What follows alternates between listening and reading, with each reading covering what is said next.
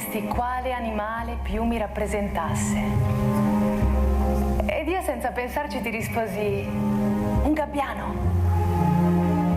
Allora mi chiedesti perché?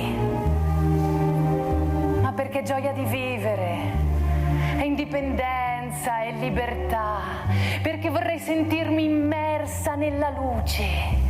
Vorrei vivere la bellezza e la leggerezza dell'esistenza. Vorrei un contatto profondo e intimo con la natura e i miei simili.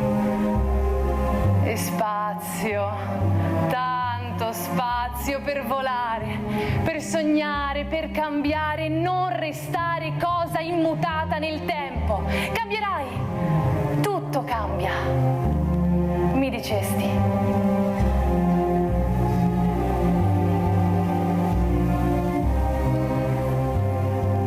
Non pensavo che da gabbiano sarei diventata aquila.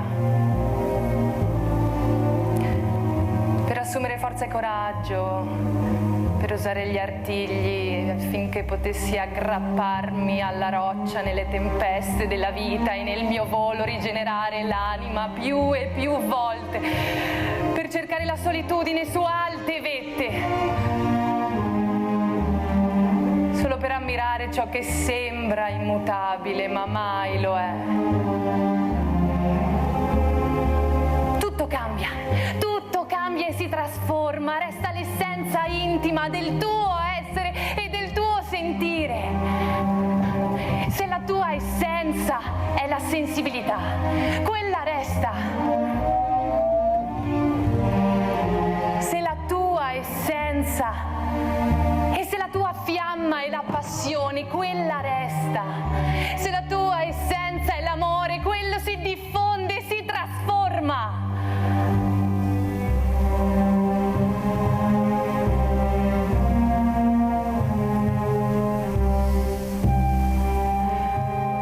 Non mi dicesti però che avrei dovuto lasciare l'affetto più caro al mondo per questa evoluzione, ma che il suo dono sarebbe stato il seme di quell'amore che si diffonde e si trasforma.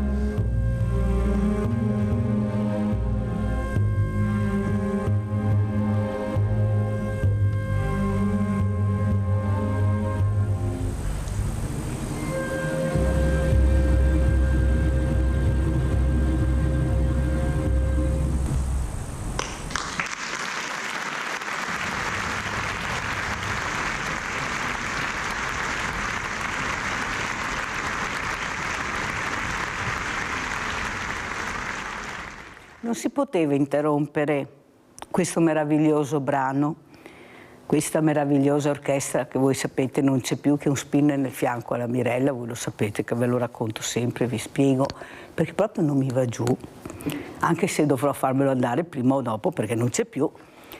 Però è giusto anche ricordare chi ha fatto tanto anche per questi ragazzi dai 14 ai 22 anni, più di 80 ragazzi che suonavano, che avete sentito, più di 1500 ragazzi passati e poi diventati anche maestri, questa meravigliosa orchestra che avevamo a Treviso.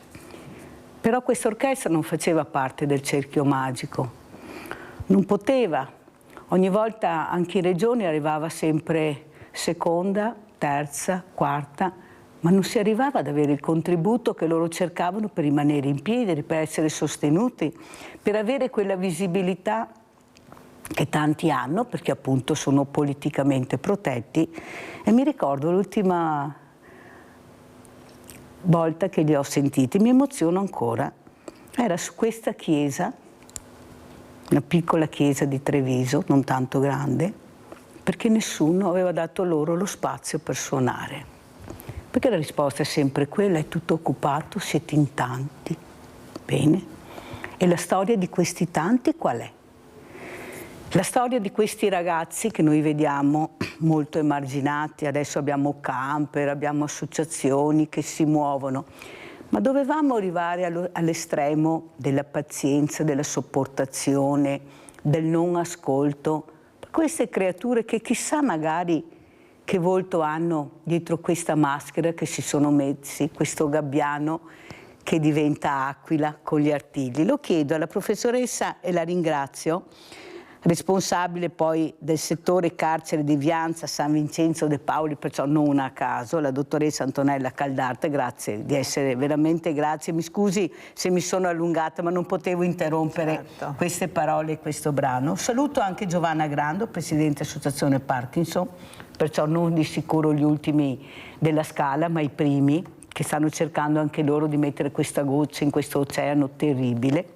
E saluto anche il professor Roberto Cauda, infettivologo al Policlinico Gemelli di Roma. Buongiorno anche lei, professor Cauda, grazie di essere qui, veramente grazie. Grazie a voi dell'invito. Ci mancherebbe. Allora, inizierei proprio da Antonella Caldarte. Dottoressa, questi suoni, questa musica, la bellezza che molti bambini, ragazzi non riescono ad avere, perché purtroppo Dio, patria, famiglia e scuola, dico io. Ma se non ho nessuna di queste cose, perché non sono fortunato ad avere la mia patria, ad avere una famiglia, credo in Dio, non credo in Dio, la scuola è preparata ad accogliermi, mi vuole o devo essere fortunato a trovare quel dirigente, quella scuola? Ma io non devo essere fortunato, io devo crescere bene, da piccolo. E allora forse potrò apprezzare anche l'orchestra, il teatro. Prego, dottoressa. Grazie Mirella, perché mi dà un bello spunto di riflessione. Allora, io credo personalmente, nella mia esperienza personale, che viene dal mondo del pubblico, perché ho fatto l'assessore al sociale per tanti anni, gestisco 2 case famiglia per minori e ora mi occupo anche appunto di questo settore e quindi entro direttamente in carcere e vedo l'effetto di ciò che la società non è riuscita a dare e a fare. Io credo che noi dobbiamo continuare a lavorare su quella che io chiamo la società educante, cioè la responsabilità non può essere solo della famiglia, perché se la famiglia è debole, è fragile, deve essere supportata, non può essere solo della scuola, la scuola deve fare la sua parte e deve farla. Certo ci sono le persone che fanno la differenza, ma dovrebbe farla comunque e sempre con qualsiasi tipo di dirigente scolastico o di insegnante, così come la possono fare le tante associazioni che creano veramente oggi una rete che aiuti e che supporti. Tutti abbiamo una responsabilità nella nostra comunità, nessuno si può lavare le mani, quindi per evitare che poi questi ragazzi, come dice lei, vengano abbandonati a se stessi, perché se uno ha una passione, quella passione, che lui venga da una famiglia ricca o povera, di cultura o non cultura, deve essere coltivata, perché è ciò che ti salva, che dà senso alla tua vita. Noi lo vediamo anche in carcere. parliamo dei minori, che è anche un tema bello forte. I ragazzini che entrano in carcere, in galera, entrano e vengono quasi sempre da situazioni di grandissima povertà culturale. Ho letto recentemente l'articolo di una direttrice che dice: questo ragazzino con cui ho parlato sapeva 100 parole. Allora, con 100 parole che tipo di esperienza hai avuto? Un'esperienza limitata, sai solo le parole che riguardano ciò che hai fatto, quindi il male. Il carcere, anche il carcere, e quindi tutte le associazioni che entrano come noi in galera, possono e debbono aiutare ad aprire la mente di questi ragazzi e poi anche degli adulti. Noi cerchiamo di dar loro innanzitutto la speranza, che è una cosa di cui tutte le persone hanno diritto, ok? Indipendentemente da quello che hanno fatto, e poi cerchiamo di stare al loro fianco proprio per dare la possibilità di capire che comunque c'è un piano B. Il titolo del nostro concorso di quest'anno, è un concorso nazionale letterario, dice: mi specchio e non mi riconosco, non sono e non sarò il mio reato. Cioè distinguiamo sempre chi ha commesso del reato dalla persona che comunque rimane con la propria dignità. Chiarissimo. Allora io vorrei far vedere anche questo servizio al professor Cauda, perché è un servizio molto importante dove parla il nostro direttore generale, il dottor Francesco Benazzi dell'ULSS 2. Andiamo a vedere questo servizio.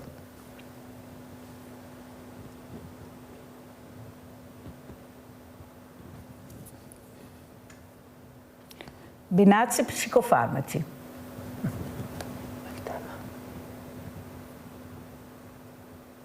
Gli ultimi dati registrano un aumento nel consumo di psicofarmaci. Patologie psichiatriche, ma soprattutto ansia e depressione, sono le cause di un malessere che colpisce in questi anni i giovanissimi.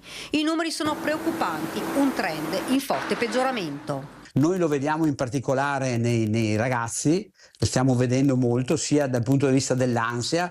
Noi stiamo seguendo 534 adolescenti sostanzialmente che, segnalati dalla scuola, dalla famiglia, hanno problemi di ansia. Ragazzini tra i 14 e i 18 anni che dopo il Covid hanno sviluppato un forte disagio mentale, seguiti dall'ULSS 2 anche tanti minori sotto i 14 anni, una situazione allarmante. E questa depressione sta aumentando molto di più dopo il Covid, tanto che effettivamente i sintomi si vedono, li vedono in classe: cambiamento dell'umore, isolamento sociale, utilizzo di relazioni ovviamente abbastanza scontrose, oppure insonnia a casa, quindi tutta una serie di segnali che fanno capire che effettivamente c'è stata una situazione di netto peggioramento rispetto al passato.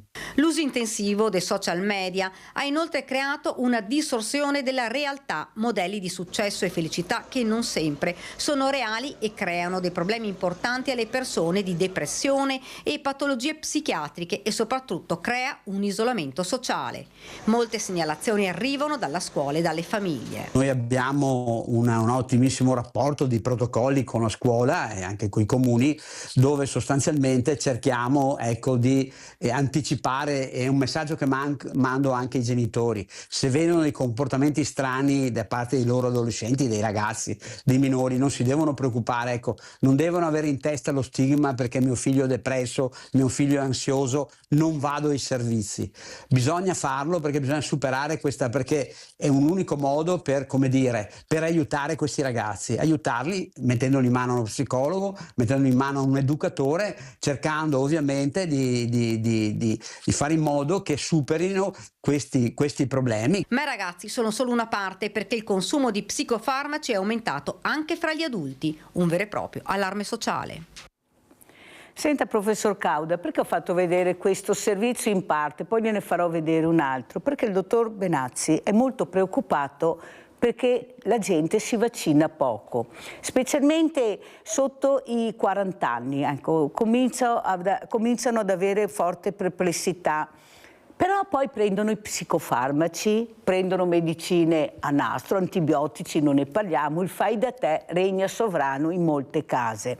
Allora, professore, vogliamo capire che forse dobbiamo anche affidarci alla scienza, alla ricerca, ad ascoltare le persone per bene che hanno studiato, che cercano di farci vivere a lungo bene, non in sofferenza, invece di ascoltare le allodole, che ce ne sono tante ormai purtroppo, e quello che la sa raccontare meglio noi ci crediamo, perché siamo così e la storia lo insegna, seguivamo il dio bue invece che Mosè. Questi siamo, chi grida più forte, chi la sa raccontare meglio, quello è vincente, lo vediamo anche ultimamente, senza fare nomi e cognomi.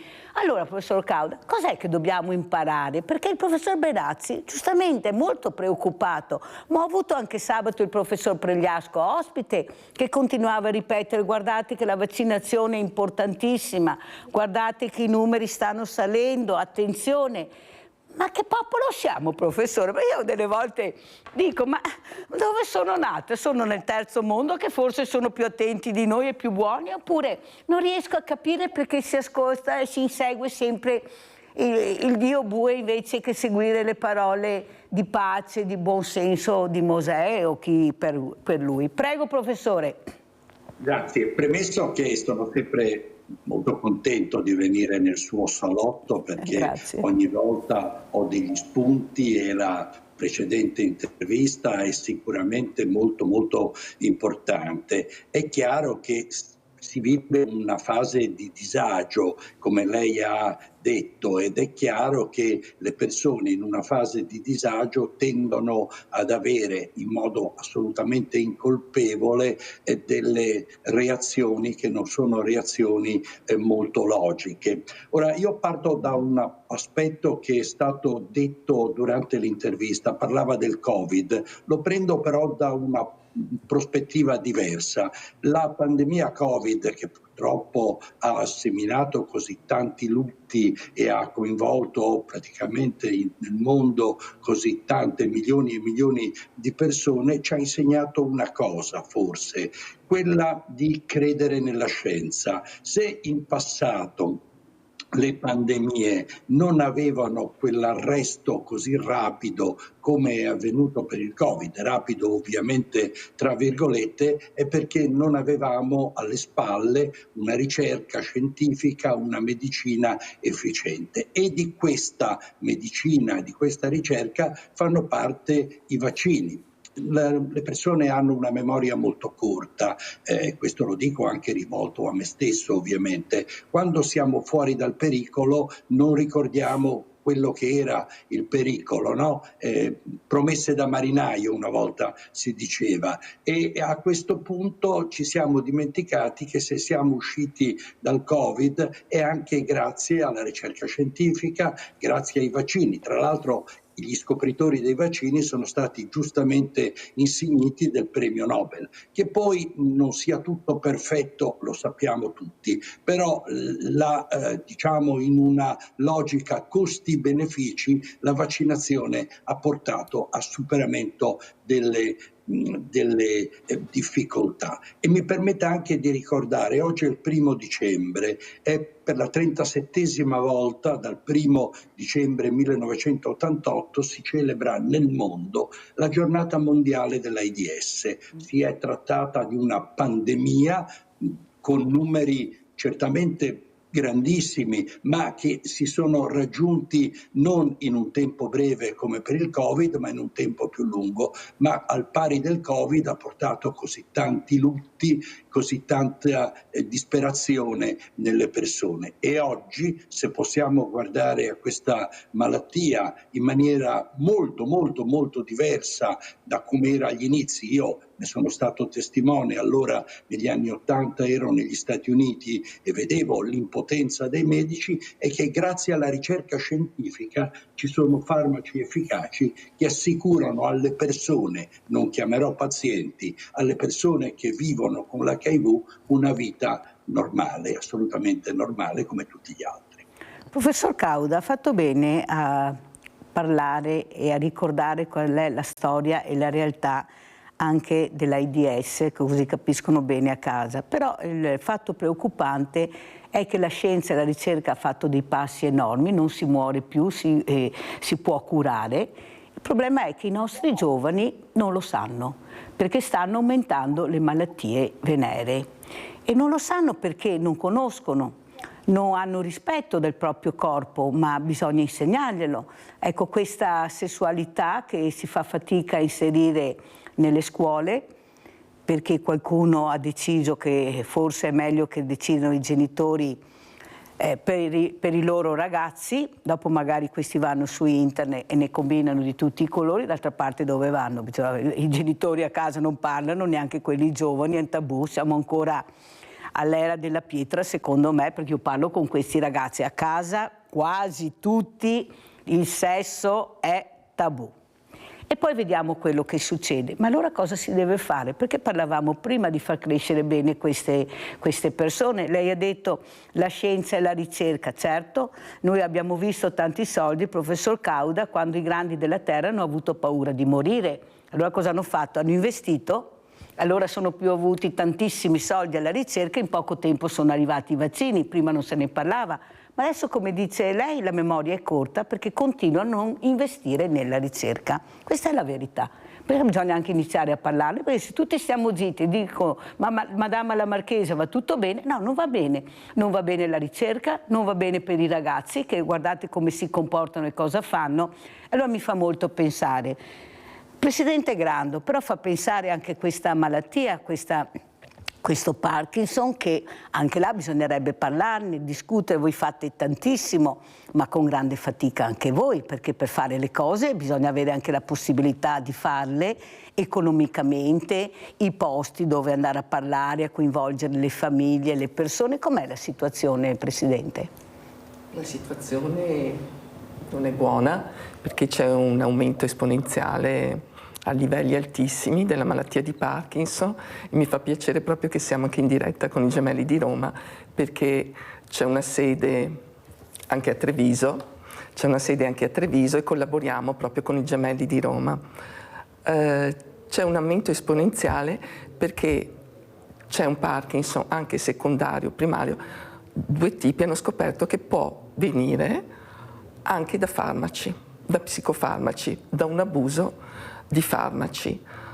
Non è scientificamente ancora provato, però si pensa proprio che possa essere uno dei fattori, perché vediamo un aumento proprio nelle persone giovani, mentre sappiamo e si dice che è una malattia dell'anziano, adesso sempre più spesso ci sono persone che hanno questa malattia prima dei 30 anni, ma abbiamo persone anche di 18 anni, abbiamo persone giovanissime.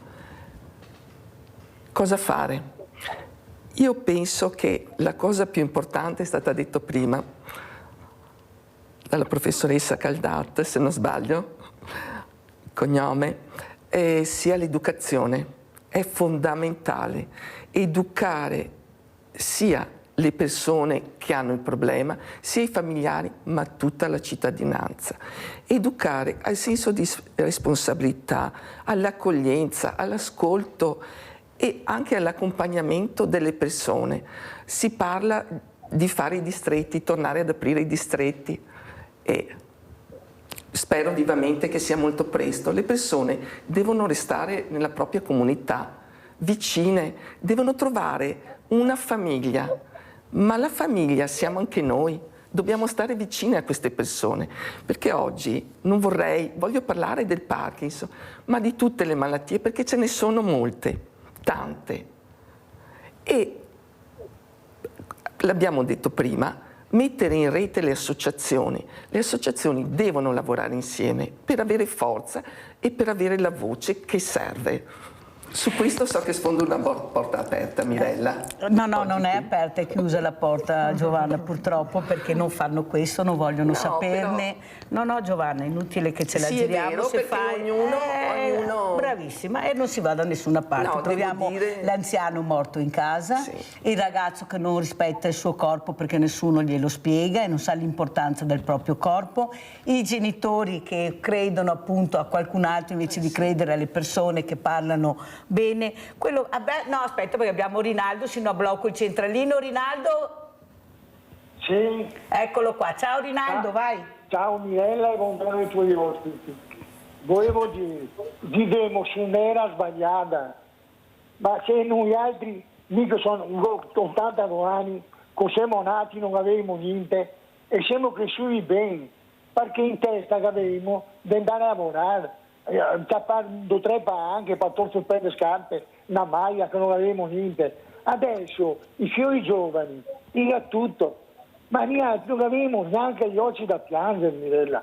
E siamo diventati grandi, abbiamo creato famiglie, abbiamo insegnato a tutti a vivere, ma di cosa stiamo a parlare? I giovani, bisogna trattarli da giovani e anche gli esempi del governo. Ma che esempi dai i giovani?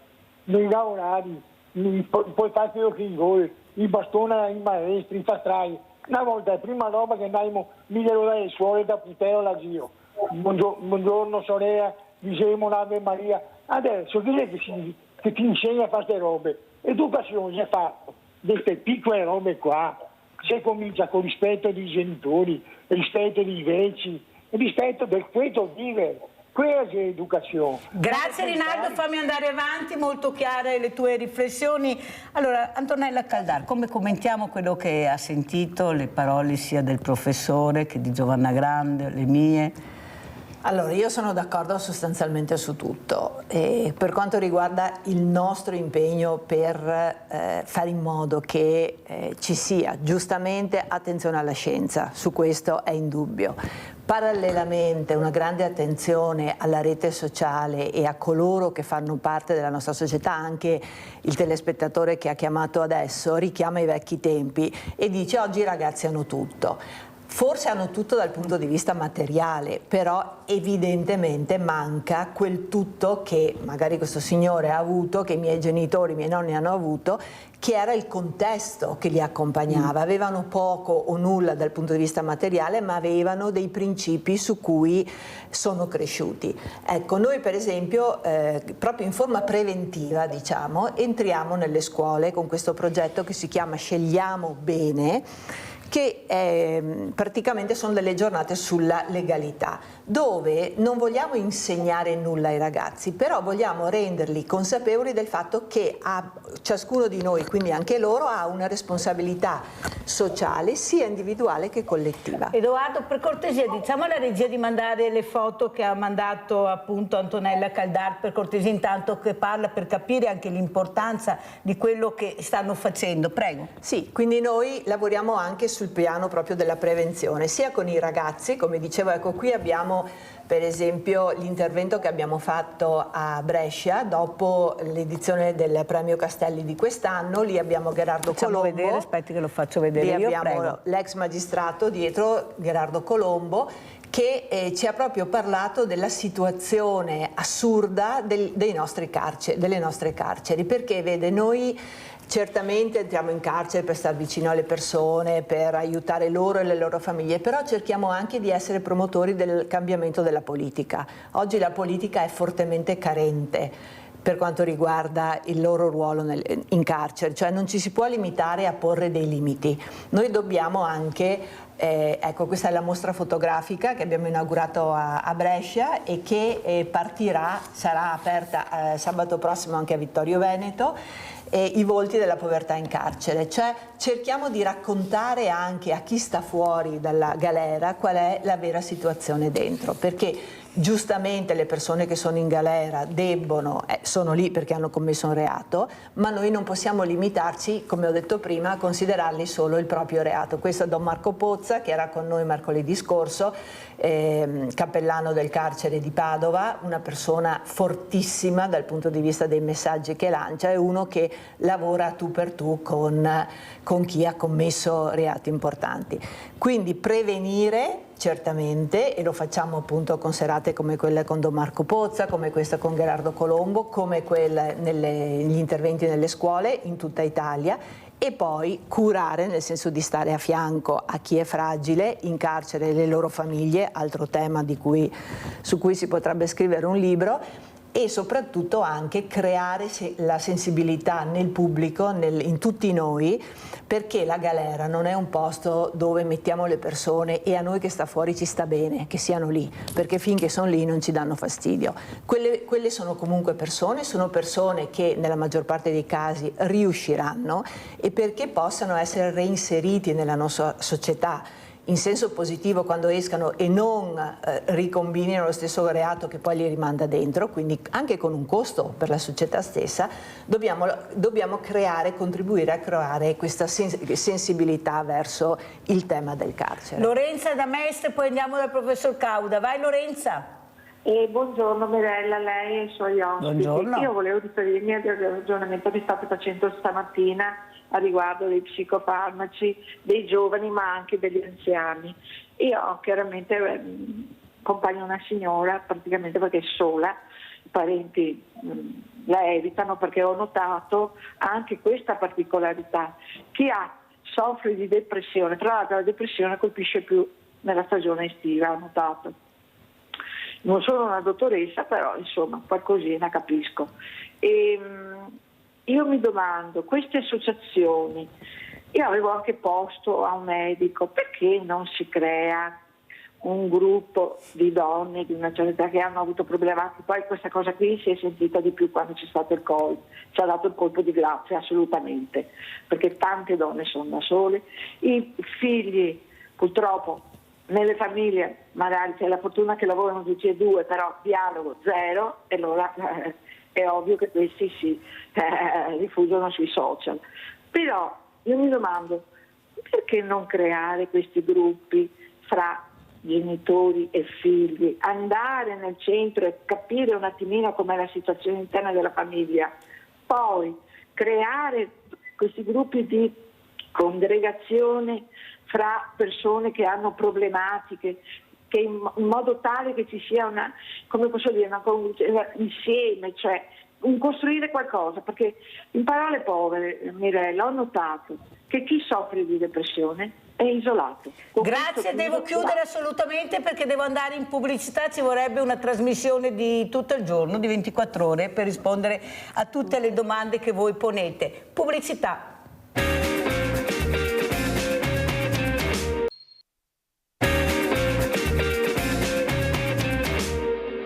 È localizzata nell'Asolano e in genere nella pedemontana del Grappa, l'isola dei Novax della Marca. E i dati presentati dal direttore generale dell'ULSS 2 Francesco Benazzi a Conegliano parlano chiaro. Asolo si vaccina poco, lo sappiamo, se a Pieve, nell'area di Pieve, nell'area di Treviso abbiamo il 95%, quindi la percentuale che è quella del Veneto, quindi molti vaccinati, giusto quello che prevedono i LEA. Purtroppo invece nell'area dell'Asolano abbiamo l'85-87%. Ben 10 punti in meno rispetto non solo alla media provinciale ma a quella del Veneto, dove l'ULSS di Marca è terza dopo Padova e Verona. E c'entra poco l'esperienza Covid. È un problema un po' della pedemontana, che comunque è un problema antico, e credo che insieme al collega noi stiamo lavorando per fare in modo di innalzare e di convincere sempre più persone a vaccinarsi. Insomma, la gente di Collina è quantomeno sospettosa sull'effettiva efficacia dei vaccini, ma ancor di più su possibili effetti collaterali. È dimostrato, nelle vaccinazioni sono sostanzialmente, se proprio vogliamo essere proprio precisi e puntuali, luogo di iniezione, qualche volta un po' di irritazione, che comunque passa subito, e qualche volta una puntata febbrile che si riduce alla sera con un po' di tachipirina. Abbiamo il bugiardino, chiamiamolo così, dove andiamo a vedere quali sono le componenti del vaccino. Viene chiesto alla persona se lui è allergico a quelle componenti, si possono fare anche dei test per verificare prima di fare la vaccinazione, quindi nessuno fa qualcosa per ledere la salute di qualche altro. Vaccinazioni importanti non solo per i bambini ma anche per adulti e soprattutto anziani. E per agevolare la popolazione del quartiere del Piave, dal 15 luglio tornerà operativa la sede vaccinale di Pieve di Soligo negli storici locali dell'allora ULSS 7. Un decentramento chiesto a gran voce dai cittadini. È chiaro che se i servizi vengono dislocati, magari anche efficientandoli, però sempre in luoghi più lontani, diventa difficile e anche costoso costoso per la cittadinanza doversi spostare. Agevolare quindi e sensibilizzare i cittadini verso le vaccinazioni che in casi come la polmonite bilaterale o il fuoco di Sant'Antonio sono l'unica soluzione preventiva e che dal 1953 hanno azzerato i casi di poliomelite. Per ultimo, vaccinarsi significa anche non sottrarre risorse ad altri settori della sanità trevigiana. Rispetto a un costo minimale che va intorno ai 20 euro, noi troviamo poi per curare la patologia andiamo intorno ai 5-10 mila euro. Abbiamo Anna Maria da Vicenza, poi andiamo dal professor Cauda. Anna Maria, prego. Pronto? Niente. Professor Cauda, allora come commentiamo queste parole del dottor Benazzi, che è molto preoccupato, ecco, questo non voler capire, ecco, eppure le spiegazioni sono chiare. Prego, professore. Microfono. Chiedo scusa, si era spento da solo. Prima di risponderle volevo ricordare quello che ha detto la vostra ospite riguardo alla collaborazione sul Parkinson, e mi è venuto in mente un piacevolissimo ricordo che io nel luglio del 2011 avevo organizzato una summer school presso quel centro magnifico che c'è a Treviso, Achille e Linda Lorenzon, portando un centinaio di specialisti da tutti e 5 i continenti del mondo. Ma per tornare alla sua domanda, io credo che i colleghi che hanno parlato durante il servizio hanno ben descritto qual è la situazione. Cioè, bisogna in qualche modo, al di fuori di quelle che sono le vaccinazioni obbligatorie, io penso che si riferisca in parte a vaccinazioni obbligatorie, in parte a vaccinazioni non obbligatorie, questo non mi è chiaro. Comunque, in ogni caso, parlando in generale delle vaccinazioni, è chiaro che la vaccinazione ha un effetto di prevenzione straordinario. Ogni soldo che viene utilizzato per la vaccinazione fa risparmiare un mucchio di altri soldi in termini di prevenzione, di ricoveri ospedalieri. Ora, se noi guardiamo all'approccio di chi non vuole vaccinarsi, tra virgolette non vuole vaccinarsi, c'è una quota parte piccola, meno si dice del 10%, di Novax ideologicamente più su base ideologica, ma la grande parte, quel 20-30%, è dei cosiddetti esitanti. Tutti ormai sono d'accordo nell'approcciare soprattutto gli esitanti e, come è stato anche ricordato lì in studio, bisogna dare una formazione, cioè cercare di informare le persone. Cioè, uno può esitare perché ha paura, ad esempio, degli effetti collaterali. Sono stati ben descritti dal collega che mi ha preceduto, sono minimali questi effetti collaterali, poi non colpiscono tutti, colpiscono una parte minima della popolazione vaccinata. Quindi la diffidenza nei confronti dei vaccini si fa sia osservando quelli che sono i benefici dei vaccini. Guarda, io le faccio un ricordo personale. Quando io andavo a scuola, nella scuola c'era sempre 1 o 2 bambini che erano stati colpiti dalla poliomelite e non camminavano come gli altri, non potevano correre. Oggi, grazie alla vaccinazione, questo non avviene più. Quindi direi che il vaccino è un straordinario mezzo di prevenzione. Bisogna agire sugli esitanti, su quelli che hanno delle preoccupazioni immotivate ma che comunque vanno rispettate, perché vanno in qualche modo rassicurati sulla bontà dei vaccini. Sandra da Padova, vai Sandra. Ciao Mirella e buongiorno agli ospiti. Io purtroppo ho perso un'amica il 30 dicembre, sono già 2 anni, che aveva il Parkinson, quello più grave, diciamo. Si è curata, però l'esito purtroppo è stato negativo, Mirella. Ha avuto una lenta finché dopo era veramente messa male. E diciamo che è brutto da dire, ma la morte è stata una liberazione, perché era veramente una tragedia. Detto ciò, volevo anche dire una cosa al medico del Gemelli, che è l'infettinologo che è in collegamento. Io ho fatto i vaccini, dottore, quelli per il Covid, e con l'ultimo io ho avuto una tachicardia in piena notte. Allora sono andata al pronto soccorso. Io sono sempre stata una che si controlla, dunque non una che non va mai dal medico, che non si fa gli esami, ho fatto tutto. E mi hanno trovato un'aritmia atriale. Io 2 mesi prima non avevo niente e sono andata al Gallucci, e una dottoressa bravissima mi ha dato dei farmaci che devo prendere alla mattina per la tachicardia. La tachicardia che ho non è una tachicardia invasiva, diciamo, è di notte o magari in qualche momento ho il cuore che batte più forte.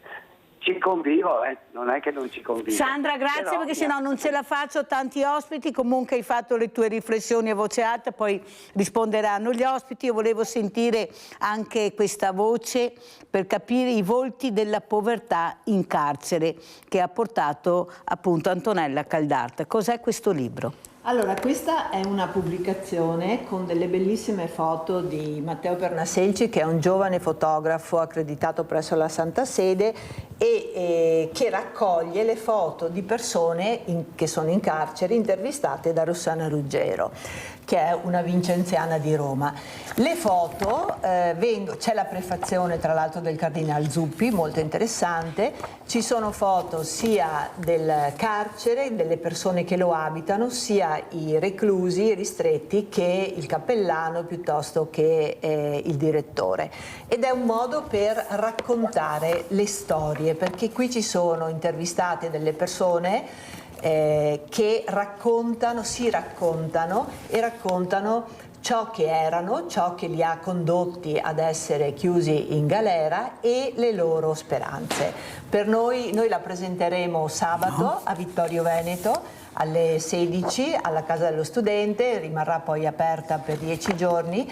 E davvero è un modo per, eccola lì, questa è Berrick, per esempio, una ragazza che in qualche modo si è trovata intrappolata dalle difficoltà della vita che l'hanno poi portata a commettere un reato e ora è dietro le sbarre. Però nel sentire raccontare la sua storia davvero si capisce come ci sia dietro una persona. Altri sono ammalati, abbiamo sentito, no? Un altro problema del carcere è per esempio la malattia mentale. Qui ci sono persone che si raccontano e che chiaramente hanno un deficit legato alla malattia mentale, ma chi è che li cura? Le sbarre non li curano, questo è il punto.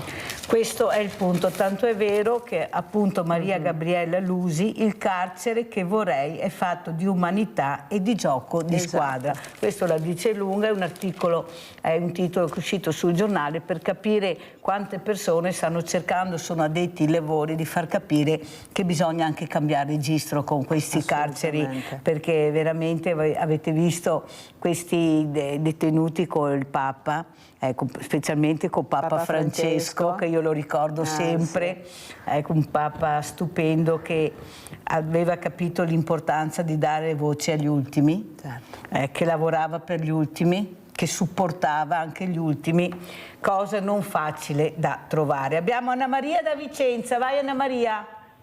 Ciao Mirella, scusa, prima ti ho perso. Tranquilla. Ecco, tu sei di Treviso? Sì. Ecco, allora ti do una bella notizia se non l'hai sentita stamattina. Sarai contenta del tuo Treviso. È bellissimo. Ha recuperato 18 posti sulla classifica della città. Ma sembra che il vostro sindaco sia in gamba e che sia presente con la gente e i suoi cittadini. Complimenti. Detto questo, grazie. L'ho sentita stamattina, allora te l'ho detta. Grazie Anna Maria. No, io dico sempre che vivo una città sicura contro tanti invece parole, esempi che sembra che bisogna aver paura di uscire anche a Treviso. Io dico che non è così, tanti diranno non è vero, io vivo la città anche a mezzanotte e a luna, perciò mi trovate a camminare perché magari arrivo tardi, prendo il treno, scendo e poi magari arrivo da Mestre. dove avevo paura anche di mettere la testa fuori del finestrino, poi arrivo a Treviso, attraverso la città, non c'è nessuno. Certo che bisogna tenere le antenne alte, certo che bisogna stare attenti, ci mancherebbe. Qua a dire che Treviso è diventata una città che bisogna stare molto attenti a uscire, anche no, perché allora se passa sto messaggio siamo proprio, per quello vediamo il diverso sempre in maniera diversa, con occhi diversi. Allora, professor Cauda, come commentiamo questo servizio, ma soprattutto l'importanza di capire, ecco, che bisogna anche noi che facciamo la nostra parte, di capire, perché se stiamo male non è che andiamo dal fruttivendolo, andiamo dal medico, penso, non so, perché questo internet fai da te, cioè gli antibiotici, ho avuto il professor Garattini che ormai ha detto basta con questi antibiotici, non ne posso più. Non parliamo di integratori, ha detto se pensate che vi facciano bene prendeteli, cosa posso dirvi? Ecco, per me non funzionano, ha coraggio di dire quello che è, perché ha studiato, cioè non è che lo dica l'ultimo della classe, penso il professor Garattini, però si sente ma non si ascolta, professor Cauda. Ma allora come questi bambini non possono difendersi, se il genitore ha deciso così è così e punto, chiuso. Prego, professore. Sì, certo, la voce del professor Garattini è una voce autorevolissima e ha ricordato, io entro nel campo mio, l'abuso della terapia antibiotica, che non è un abuso che non ti fa pagare dazio, perché siamo in un periodo di influenza, no? Ci stiamo avvicinando all'influenza o a malattie comunque respiratorie. Appena uno ha un po' di febbre, subito terapia antibiotica autoprescritta e non prescritta dal medico. È chiaro che quanto più si consumano gli antibiotici, che sono un'arma straordinaria, tanto più i germi, che fessi non sono, mi permetta questa battuta, sviluppano delle resistenze. Queste resistenze fanno sì che la prossima volta che uno prende quell'antibiotico i germi non sono più così sensibili fino alla fine diventare resistenti. Come si può ovviare in questo modo? Beh, innanzitutto con un uso prudente degli antibiotici, non fare le autoprescrizioni, e anche i medici devono avere e devono svolgere il loro compito utilizzando la terapia antibiotica in modo prudente, ma io sono sicuro che lo fanno. E l'altro, e ritorno al concetto precedente, se uno si vaccinasse contro l'influenza, e siamo ancora in tempo per farlo, ridurremmo sia l'impatto sui pronto soccorsi delle persone che hanno o che avranno l'influenza e che in qualche modo ridurremo anche l'uso degli antibiotici e l'uso e lo sviluppo di resistenze. Quindi, come sempre, a problemi così complessi non ci sono le risposte semplici, ma mettendo un mix di scienza, cultura e buonsenso se ne può uscire in maniera egregia. Molto chiaro, la ringrazio professor Cauda. Abbiamo Valerio da Bovolenta. Ciao Valerio. Ciao Mirella, le chiedo una domanda, professore, posso? Prego. Allora, professore, prendo delle pastiglie qua, no? Dopo se vuole le faccio il nome, pure no. E ho sulla testa che mi viene fuori delle costricine di pelle che si staccano, non so cosa, pare che sia, non so neanche io, e dopo sul sopracciglia e più mi fa prurito dappertutto. Cosa devo fare? Grazie, arrivederci. Caro, ecco, professor Cauda, vede, questi sono i nostri italiani. Ma chi chiedo a Sveglia Veneti dove c'è, ci sono delle persone competenti. Prego, professore. Stavo dicendo, e chiedo scusa di averla interrotta, non posso dare certamente una risposta motivata. Se ho ben capito, perché non si sentiva bene, si tratta di lesioni della cute. Sì. Credo che forse andare dal dermatologo dopo una visita presso il suo medico possa essere un'opzione da mettere in campo, da tenere in considerazione. Grazie professore, bisogna anche rispondere a queste persone, certo. Naturalmente qui fa capire che siamo lontano anni luce da capire che la persona dovrebbe essere l'obiettivo della sanità in generale, del sociale in generale, ecco, ad indicarla la strada giusta per le domande che fanno. Ecco, non è possibile che ogni volta chiamino Sveglia Veneti e pensano, poveretti, ecco, di riuscire ad avere una risposta. Qualche volta ce l'hanno, anche dire la verità. Allora andiamo a vedere anche questo video che ha portato la nostra Giovanna Grando per far capire l'importanza del Parkinson con la bellezza, con l'arte. Andiamo a vedere danza e Parkinson. Insieme, facciamo molleggiare le ginocchia. Si chiama Movimenti Creativi ed è un progetto che coinvolge l'amministrazione comunale, Caro Began, Fondazione Mazzotti e l'associazione Parkinsoniani. Attraverso la musica, il movimento mirato e l'arte, corpo e mente ritrovano armonie ed equilibri che si credevano forse perduti. È una pratica consigliata in modo particolare a chi ha disturbi neurodegenerativi, quindi accogliamo persone con il morbo di Parkinson, ma accogliamo anche persone che ad esempio hanno un inizio di demenza, persone che hanno difficoltà nel movimento e che possono quindi beneficiare da una pratica fisica però molto dolce e adattata alle capacità e alle competenze di ognuno. In realtà fa bene a chiunque. Andare oltre le proprie paure, mettersi in gioco e poi sentirsi meglio. La cosa più bella è che si sentono liberati finalmente dai propri limiti. Questa è la cosa più bella che mi hanno detto, sì. Un corso sperimentale aperto a tutta la cittadinanza, partito nel giardino di Caro Began e che ricomincerà a settembre per proseguire fino a primavera. Nei luoghi del bello danzare apre la mente e il cuore e fa bene. Ecco, questo è uno dei tanti progetti poi dell'associazione, aperti anche alla cittadinanza. Un progetto ispirato alla musicoterapia che ha fondamenti scientifici ben solidi anche nelle neuroscienze. Oltre a sviluppare alcune competenze di tipo motorio, chiamiamole così, segue anche una filosofia che riguarda gli aspetti culturali, cui ad esempio molto spesso i pazienti di Parkinson chiedono di avere anche non solamente un'attività di tipo ginnico-sportivo, ma anche di tipo culturale. E lo sa bene Fondazione Mazzotti, che si è impegnata mettendo a disposizione Caro Began. Anche attraverso questa iniziativa Caro Began riprende a vivere, torna a vivere, deve essere un punto di riferimento per tutta la città, per l'arte contemporanea, e anche la danza è una delle espressioni artistiche. Complimenti a Giovanna Grando. Allora Giovanna Grando, come commenti e come ci saluti questa mattina? Allora, innanzitutto facciamo una precisazione, abbiamo una convenzione con tutti i musei. Bellissimo. E questa è una bellissima cosa e è aperto a tutti, a tutte le persone che hanno voglia di partecipare. E questa sì, sentivamo il bisogno e proprio la bellezza che ci rende anche liberi e che ci riempie il cuore. Io vi lascio con un pensiero che mancano volontari un po' dappertutto. Ma dici davvero? Sì, però chiedo anche qui pubblicamente a tutti di fare la propria parte, perché è bello anche dare dei suggerimenti o dire cosa si può fare, ma ognuno di noi può fare quel piccolo pezzettino. Noi abbiamo bisogno di volontari perché abbiamo 5 punti di presenza. Perché 5 punti di presenza? Perché aprire 5 associazioni dislocati non aveva senso.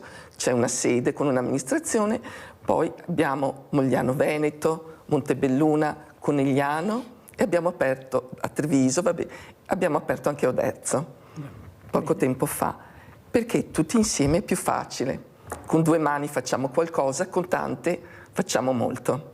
Vedi, io spero che il nuovo presidente della regione, visto che la prima cosa che ha detto che lui tiene molto alla sanità e al sociale, specialmente il sociale, riesca a capire che forse questo mondo del volontariato che sta girando col notaio, col commercialista e paga per fare il volontario, forse qualcuno deve dire anche no e anche basta. Allora forse avremo anche più volontari, perché i miei volontari che sono diversamente giovani come tutti, mi dicono delle volte: ma chi me lo fa fare, Mirella? Ma devo fare lo stage per la sicurezza quando distribuisco una borsa? Cioè io capisco che la sicurezza è fondamentale, però c'è chi la deve fare e chi anche no, cioè non possono fare un caglierone e mettere dentro tutti, e non possiamo continuamente a cambiare nome, adesso siamo RUNTS, cioè è una roba grande adesso, però siamo sempre fermi, ma siamo sempre là, cioè non è mica cambiato niente. Allora, sì, la burocrazia. Presidente Stefani, ci ascolti per cortesia, faccia qualcosa veramente, perché lo meritiamo, sa, guardi che lo meritiamo veramente. Allora grazie ai miei ospiti, grazie veramente al professor Roberto Cauda, infettivologo al Policlinico Gemelli di Roma, collegato con noi, veramente grazie professore, verrò a trovarla se veramente riuscirò ad arrivare, perché Roma mi piace tantissimo, e soprattutto grazie a Giovanna Grando, presidente Associazione Parkinsoniani, molto importante, veramente ce la sta mettendo tutta, però avete capito, anche lei deve essere supportata. Grazie, mentre Antonella Caldardo si ferma ancora con noi. Pubblicità.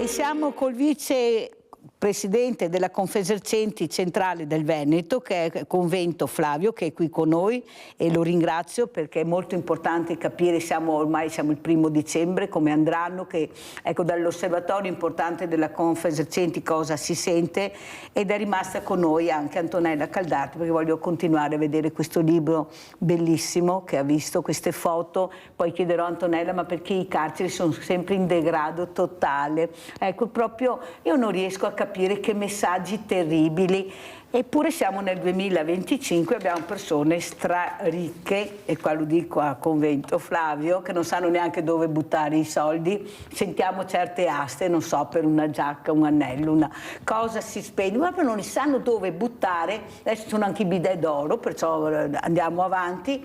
Eppure la realtà è un'altra, quella che vede Mirella e tanti che hanno i banchi solidali, la San Vincenzo, la Caritas, che i numeri escono. Come sta andando Convento? Cosa ci racconta come Confesercenti?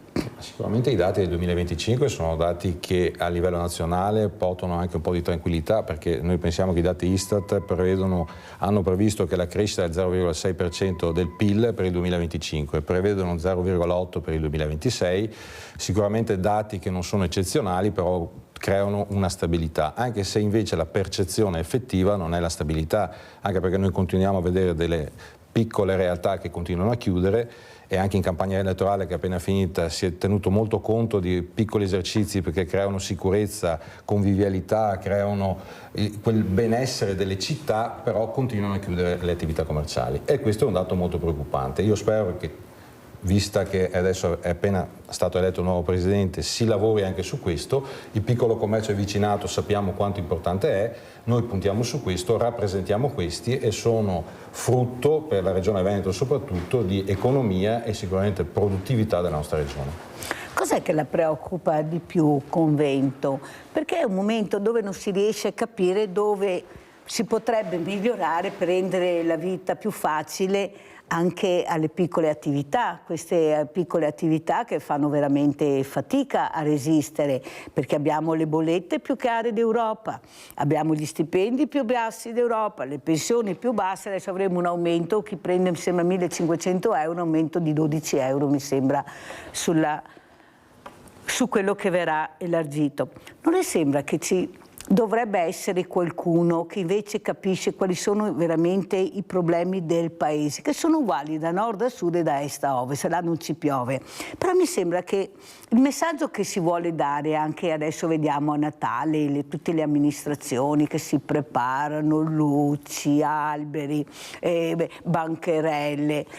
E poi io che ho un banco alimentare, penso anche da San Vincenzo, ogni settimana vediamo invece che non è quello, ma non hanno neppure i soldi per uscire di casa, perché dicono i ristoranti sono pieni a Natale, hai visto Mirella, ma cosa dici? È tutto pieno a Natale, non si trova un posto. Sì, ma andate a vedere quelli che non vedete, che sono chiusi in casa, che perciò sono invisibili, e voi quelli non li vedete, ma vedete quei pochi ristoranti, perché rispetto alla popolazione mi sembra che non è che sia proprio così, sono a casa perché non ce la fanno. Questo è il carrello della spesa, è diventato fondamentale. Prego. Ma guardi, noi abbiamo un dato anche a livello nazionale, parlavamo a livello nazionale sulla ristorazione, abbiamo appena fatto un'assemblea dei ristoratori e pubblici esercizi e sicuramente tra le regioni che sono in grossa difficoltà il Veneto è una delle 4 che è in grossa difficoltà anche per le chiusure stesse dei ristoranti. Io penso che non ci sia una ricetta semplice, certamente l'innovazione ci porta all'innovazione, alla digitalizzazione che spesso vengono anche usati come inflazionate queste parole qui, bisognerebbe capire cosa vogliamo fare con le aziende, quindi va benissimo la digitalizzazione e l'innovazione, però dovremmo cercare di fare formazione alle piccole strutture, soprattutto ai piccoli commercianti e accompagnarli per un processo di innovazione, che questo non vuol dire metterci a livello dell'e-commerce o dei grandi centri commerciali. Noi abbiamo delle caratteristiche, delle peculiarità nei nostri piccoli esercizi, dovremmo far vedere questo. Altro dato importante, ma ce lo diciamo, penso, il cuneo fiscale è una parola che la diciamo da 20 anni, sicuramente per aumentare i consumi bisogna aumentare i salari. Questo cosa vuol dire? Che bisogna sicuramente andare a incidere su questo e non può essere a carico delle aziende o delle piccole aziende. C'è anche il governo deve capire che l'aumento dei salari passa attraverso una defiscalizzazione e una detassazione. Questo aumenta i consumi e quindi si pagheranno molto più tasse, ma è un circolo, chiamiamolo vizioso, che può aumentare l'economia e dare del benessere. Io penso che ci sia grossa difficoltà nel percepire proprio le difficoltà delle piccole aziende. Le piccole aziende oltretutto devono fare un passo in avanti e quindi crescere, pensare di lavorare assieme. Noi lavoriamo spesso con i distretti del commercio che funzionano, hanno proprio questa funzione qui. Quindi mettere insieme una serie di commercianti, rivitalizzare un territorio, rivitalizzare il commercio di quel territorio e utilizzare tutti gli strumenti necessari, e qui abbiamo bisogno sicuramente delle amministrazioni, quindi non solo comunali, provinciali e regionali, perché si possa dare veramente una svolta alle piccole attività.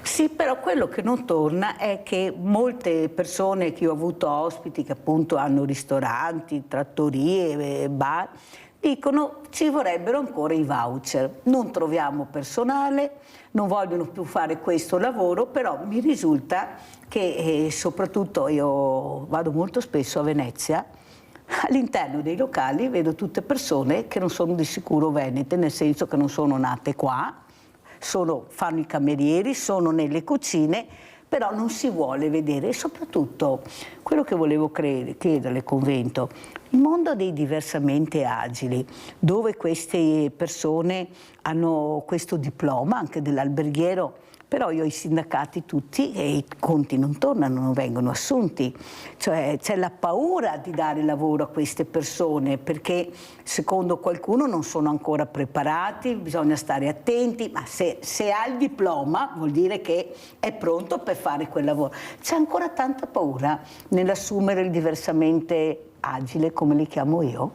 Ma penso che sia proprio una questione culturale soprattutto. Intanto dobbiamo ringraziare tutte le varie associazioni che lavorano su questo, io penso che siano importanti perché l'associazionismo, anche il volontariato diventa importante anche per la nostra attività. Hanno bisogno di un percorso di inserimento perché sicuramente, ma questo vale per tutti, non serve solo il diploma, perché molto spesso abbiamo il diploma però c'è un percorso da fare, quindi l'inserimento che vengono fatti in queste aziende con delle agevolazioni, anche dei tutor magari da metterli a fianco può diventare una cosa utile.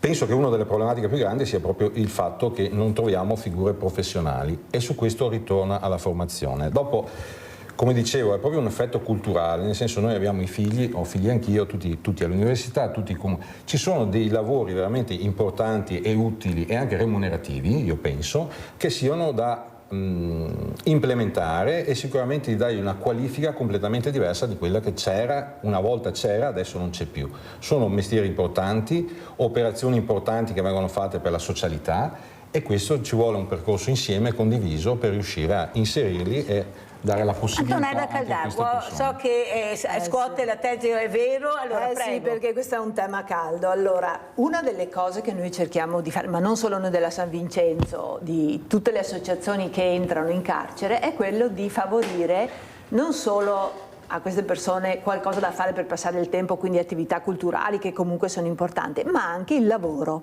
la preparazione al lavoro, la formazione al lavoro, sulla sicurezza e poi su specifiche attività che possono proprio essere quelle di cui parla il vicepresidente, cioè dateci, e lo dico al governo ovviamente, dateci la possibilità di entrare in carcere e di aiutare queste persone ad affinare delle competenze che poi possono spendere sul territorio.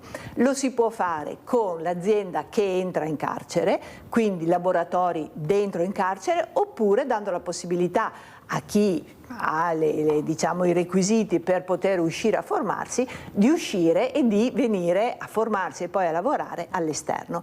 Questo è fondamentale perché fa bene a tutti. Domani queste persone, la maggior parte di loro uscirà per fortuna dal carcere, se non hanno delle competenze nuove, nel giro di 6 mesi ritorneranno dentro, e questo, sappiamolo tutti, significa anche costi per tutti, costi sociali e costi veri, perché siamo noi che poi paghiamo le persone e il mantenimento di queste persone, per cui tutto fa gioco, ma dobbiamo capirlo, perché fino a quando non si crede realmente nella forza che tutte le associazioni di volontariato che lavorano in carcere hanno, non ne usciremo, è un impasse di tutti, ci perdiamo tutti.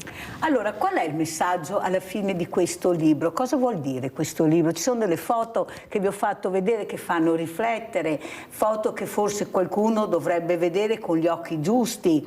Alla fine questi ragazzi, queste persone hanno sbagliato, chi dice di no, ma pur dare anche la possibilità di recuperare. Voglio vedere se recuperi col lavoro, con lo sport, con tante cose, si fa squadra. Mi sembra che qualcuno non interessa fare squadra, o sbaglio? No, non interessa, tanti non interessa. Qui la prefazione è del Cardinal Zuppi, che è uno che quando parla lascia il segno, e a me ha molto colpito una frase che lui dice quando descrive una cella, e dice: in quella cella c'era una crepa. Da quella crepa entrava un raggio di sole, di luce. Ecco, questo è il messaggio. Da qualsiasi muro, in qualsiasi muro, c'è una crepa da cui può entrare un raggio di luce che dà speranza a chi è dentro. Il ragazzino che ha vinto l'ultimo premio Castelli, un minore del carcere minorile. Leggete questo libro che è importante, comperatelo a Natale, invece di comprare tante cose inutili, fate questi regali fondamentali. È vero, Mirella, perché lì sono tutte storie vere. Il ragazzino dell'IPM, del carcere minorile di Catania, che ha vinto, racconta la sua storia di povertà culturale, del degrado da cui è nato, ma stando lì dentro, avendo avuto la possibilità di studiare, e oggi lui esce tutti i giorni per andare a scuola, fa un istituto nautico, avrà la possibilità, quando fra 6-7 anni uscirà, di avere un mestiere, di essere reinserito nella società. Ecco, il raggio di luce in quel caso gli è venuto proprio dalla possibilità che gli è stata data da una direttrice di un carcere intelligente, dagli agenti che lo seguono intelligenti, che fanno il proprio lavoro finalizzato al reinserimento insieme agli educatori di quel carcere. Allora, Antonella Caldart, però mi parlavi prima, ci diamo del tuo, perché tanto siamo volontari, perciò, del quello che c'è in Sicilia, a Catania. Io ho avuto un giudice che era il minore di Treviso, il minorile di Treviso, adesso è in Sicilia, che si è collegato più volte con noi, e dove ho capito che c'è qualcosa di diverso, c'è qualcosa che qui non abbiamo. Stiamo parlando della Sicilia o sbaglio? Spieghiamo. No, è proprio il caso di questo ragazzino. Allora, a Brescia noi abbiamo avuto l'edizione di questa 18ª gara, diciamo, di questo premio Castelli, no? A cui lui ha partecipato. 2 dei minori che sono nell'IPM, nell'Istituto dei Minorile di Catania, hanno partecipato, uno ha vinto e l'altro è stato segnalato. La direttrice del carcere da Catania, insieme all'agente e all'educatrice di questi ragazzi, ha preso l'aereo.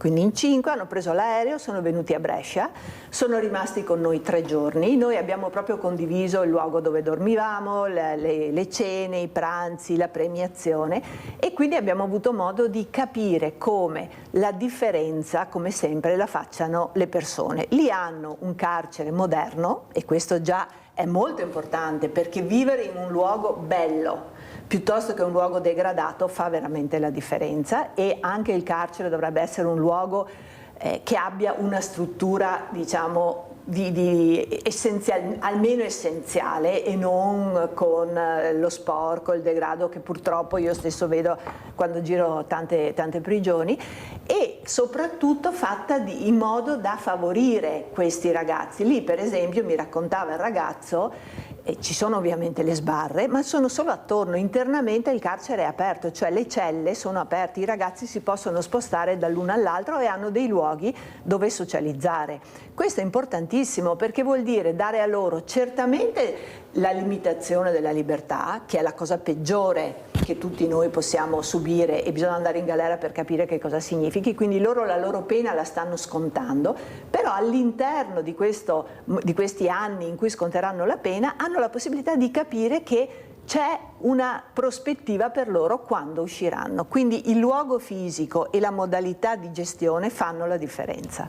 E con queste parole noi ringraziamo Antonella Caldata, responsabile nazionale settore carcere di Vianza San Vincenzo De Paoli, per aver fatto capire che forse dobbiamo aprire gli occhi in maniera diversa, guardare queste persone con occhi diversi, perché la speranza è l'ultima a morire, anche loro sperano di riuscire a farcela, ma se poi quando escono non trovano nessuno che tende la mano, oppure non hanno imparato niente, capite bene che le cose non possono funzionare così. Allora grazie a Antonella Caldata, andiamo a sentire veramente cosa ha detto Zabeo della CGA di Mestre, poi lo commentiamo col vicepresidente della Confesercenti Convento Flavio. Andiamo a vedere. Dal lunedì 1 dicembre inizieranno ad arrivare le 13esime e i primi a riceverle saranno i pensionati, in Friuli Venezia Giulia 356.500. Entro Natale sarà corrisposta anche a poco più di 438.000 lavoratori dipendenti del settore pubblico e privato. Nella nostra regione complessivamente verrà pagata quasi 795.000 tra lavoratori e pensionati. All'ordo delle imposte, l'INPS, le amministrazioni pubbliche e i datori di lavoro presenti nella nostra regione, per onorare il pagamento delle 13esime, dovranno sborsare circa 1,4 miliardi di euro. Al netto delle imposte, nelle tasche dei beneficiari nel Friuli Venezia Giulia arriveranno poco più di 1 miliardo di euro. Ora, con 1 miliardo in più a disposizione, speriamo che almeno sotto le feste i consumi delle famiglie del Friuli Venezia Giulia tornino ad aumentare. Questo aiuterebbe anche i bilanci di tante attività artigiane del piccolo commercio che, senza nuovi incassi, rischiano di chiudere l'anno in rosso. La desertificazione dei negozi di vicinato che ha colpito molte città negli ultimi anni è purtroppo riconducibile anche al crollo della spesa delle famiglie, che è sempre più concentrata per pagare cibo, bollette e mutui. L'analisi della CGA di Mestre sottolinea che la 13esima non premierà solo chi la riceve in busta paga o in pensione, ma anche lo Stato. L'erario, infatti, con un gettito IRPEF stimato in 345 milioni di euro solo in Friuli Venezia Giulia, avrà il suo introito. In arrivo anche il bonus mamme, che sarà erogato a dicembre alle donne con 2 o più figli a carico, sia dipendenti che autonome, con reddito fino a 40.000 euro.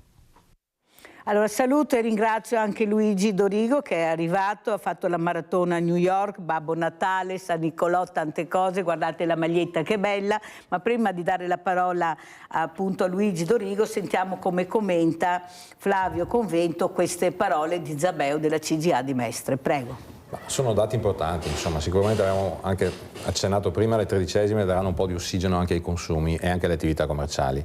Io penso che il problema che nasce sulle attività commerciali e sugli esercizi di vicinato, che ne parlava anche prima il dottor Zabeo, è proprio questo, quello che rendono grandi le città e i nostri quartieri.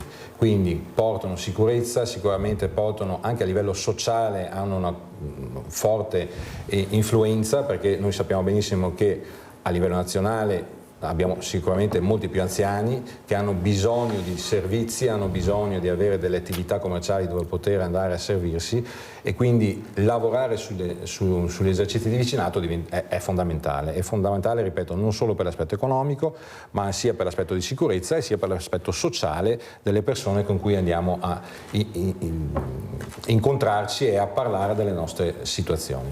Sono situazioni anche pesanti perché è un momento un po' particolare dove c'è anche una denatalità che cresce, i giovani non si trovano, ma non si trovano, a parte che tantissimi vanno all'estero, ma perché proprio i numeri cominciano a farsi sentire. Cos'è che vi preoccupa di più come Confesercenti proprio per quanto riguarda proprio i giovani, il ricambio? E non è mica facile anche andare a lavorare in questi locali, minimo di educazione anche nel rispetto del cliente. Beh, si parlava prima, cioè lei ha detto, si parlava di diversamente agili, bisogna anche capire e fare dei percorsi, ma siamo sicuri che tutti quelli che troviamo all'interno di questi bar, di queste trattorie abbiano la formazione? Io delle volte, a me piace qualche volta bere uno spritz, e quando vedo come lo prova dico anche no, No, lei ride, ma è così, anche perché costa 5-6 euro, cioè non è che costi 2 euro. Quando vedo come me lo preparo, dico, beh, questo guardi, lascia stare, bevo qualcos'altro. Cioè, la professionalità in base a quello che si paga si dovrebbe anche avere, o sbaglio? Assolutamente sì, la professionalità, la formazione penso che sia uno dei temi che Confesercenti affronta tutti i giorni. Noi penso che anche con le nostre attività commerciali stiamo facendo dei percorsi, noi abbiamo un ente di formazione che è il CESCOT Veneto, dove oltre alla formazione partecipiamo anche a bandi europei per aiutare le aziende, le nostre aziende, e sicuramente la formazione e la professionalità è quello che cercano. Il problema forse principale è quello che molto spesso quelli che formiamo e che sono più professionalizzati vanno all'estero. Questo è un tema che ci preoccupa moltissimo. Anche nelle stesse nostre attività abbiamo difficoltà a coinvolgere con nuove iniziative, anche nuovi tipi di lavoro i nostri giovani, e non gli diamo molto probabilmente il valore che effettivamente hanno. Abbiamo bisogno di cambiare marcia sicuramente, abbiamo bisogno di andare verso i giovani, perché spesso si dicono i giovani non hanno voglia. Può esserci una percentuale di giovani che non hanno voglia, ne abbiamo tanti che hanno voglia, dobbiamo creargli le opportunità. Molto spesso non riusciamo a dargli quelle opportunità che loro vogliono, perché siamo abituati o abbiamo un retaggio che sicuramente fa la nostra storia, noi dobbiamo ricordare la nostra storia, però dobbiamo anche capire quali sono le opportunità per i giovani e farli crescere insieme a noi, con l'esperienza che abbiamo noi, e dargli delle opportunità completamente diverse. Allora presentiamo anche il nostro Luigi Dorigo, soprattutto questa maratona, andiamo a vedere le immagini, poi anche lui ci dirà cosa ha sentito, cosa ha provato, l'emozione. Ecco qua, prego Dorigo, cosa stiamo vedendo allora? Diciamo, sono anni che io faccio le maratone, una delle maratone più importanti sono quelle di New York, perché per il pubblico, per l'emozione che ti dà, e così io lo faccio anche perché porto con me i nipoti, sono nonno di 2 coppie di gemelli, pertanto questa è la mia soddisfazione. Sicuramente non è facile fare 42 km, over 75, e su 60.000 partecipanti, over 75 eravamo in 102. Pertanto qualcosa di buono abbiamo fatto. Invito tutti ad poter fare una maratona di New York una volta nella vita, che è una cosa eccezionale. No, ma scusa Dorigo, di solito i maratoni tutti magri, cioè ti metti su a Baianza, non gira neanche a lago. Cioè non mi sembra che Dorigo sia così, o sbaglio? Sempre 100 kg, insomma. Avete capito? E fa la maratona, perciò mai dire mai nella vita, sì, è vero? Solo questione di allenamento e nutrizione. Ma la giornata, il quotidiano, come si alza il mattino e cosa fa Dorigo? Beh, tutte le mattine prima di alzarmi dal letto 200 esercizi. 200 per rinforzare i muscoli delle gambe e i muscoli della schiena. Chiuso. Poi? Tutte le mattine. Poi vado al lavoro. Colazione? Colazione poca, perché devo mantenere i 100 kg, se no vanno su. E poi il pranzo, io ho il mio coach, che è mia moglie, che mi fa il mangiare adatto. Perché l'alimentazione è la prima cosa in assoluto per un maratoneta. Pomeriggio? Pomeriggio poi mi alleno 2 volte, 3 volte alla settimana, 10, 15, 20 km, dipende la volontà che c'è e la voglia di fare. Sera? Ma sera colazione poca, cena poca, perché come ripeto sempre sotto controllo di mia moglie, e poi...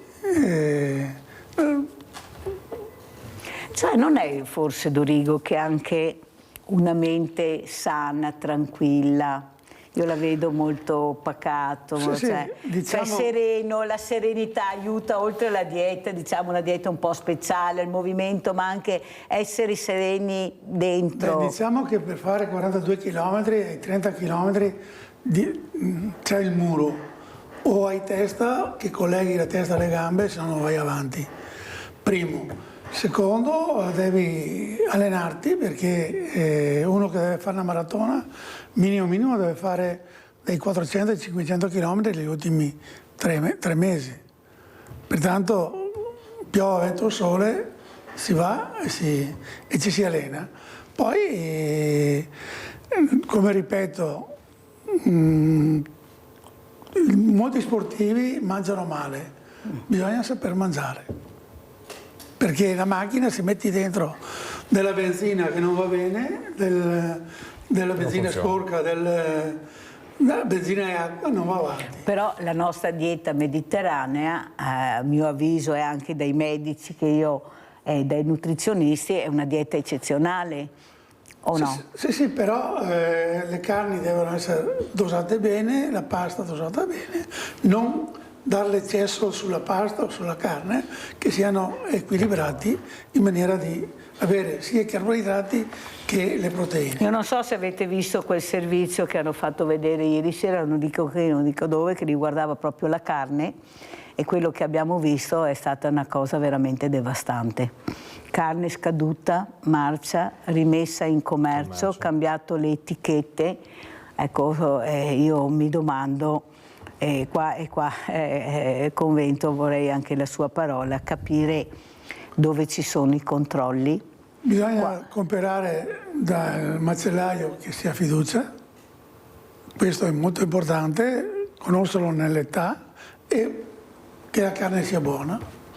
Però mi sembra che non sia così facile. Ecco, noi viviamo ancora in una città dove possiamo fare anche questo, ma penso alle grandi città dove regna la grande distribuzione, perché questa è la verità, dove vediamo questi poveri in fila in maniera incredibile. Avete visto le file della Caritas a Milano, che la dicono lunga rispetto anche alle nostre file. Per fortuna che siamo in tanti e l'aiuto arriva anche con le mense, le parrocchie. Ma com'è la situazione? Dove sono i controlli? Perché vedere un servizio del genere, tutti passano il cerino, non sono stato io, non so niente, entrano, escono dalla galera, riprendono a rifare le cose che facevano prima, ma c'è qualcosa che non torna, e 1 più 1 fa 2, o sbaglio, convento? Sì, è che non sempre 1 più 1 fa 2. Io penso che, visto che parliamo di controlli, io penso che ci sia un grosso problema su chi e come andiamo a controllare. Io penso che molto spesso tutte le nostre attività, insomma, che rappresentiamo, la maggior parte delle attività, rispettino tutte le regole, tutti i controlli, vengono spesso controllate sempre quelle, e io vorrei capire anche questo, c'è un tema molto importante, perché molto spesso si va a controllare quelli che sono regolari, diciamo al 90%, perché un 10% lo possiamo lasciare perché c'è una distrazione, e andiamo a colpire quelle fasce lì. Ci sono altre attività e altre situazioni dove si conosce, si vede e non si va a controllare. Questa è una domanda che ci facciamo spesso, e lo fanno spesso i nostri associati, e non riusciamo a dare una risposta, perché diventa veramente problematico. Dopo noi abbiamo la fortuna, sicuramente il Veneto ha un PIL che a livello nazionale traina, e quindi non dobbiamo sicuramente arretrare, perché sicuramente siamo un fanalino che si illumina sempre per quanto riguarda la nostra nazione. Però, ripeto, i controlli, giusto che ci siano, dobbiamo capire come vengono fatti, a chi vengono fatti. Ripeto, spesso vengono colpite sempre le stesse persone, le persone che hanno perlomeno, ripeto, il 90% di tutte le incombenze in regola, e non si va a colpire alcune situazioni dove sono talmente evidenti e continuano, e non so in che maniera riescono a continuare a lavorare.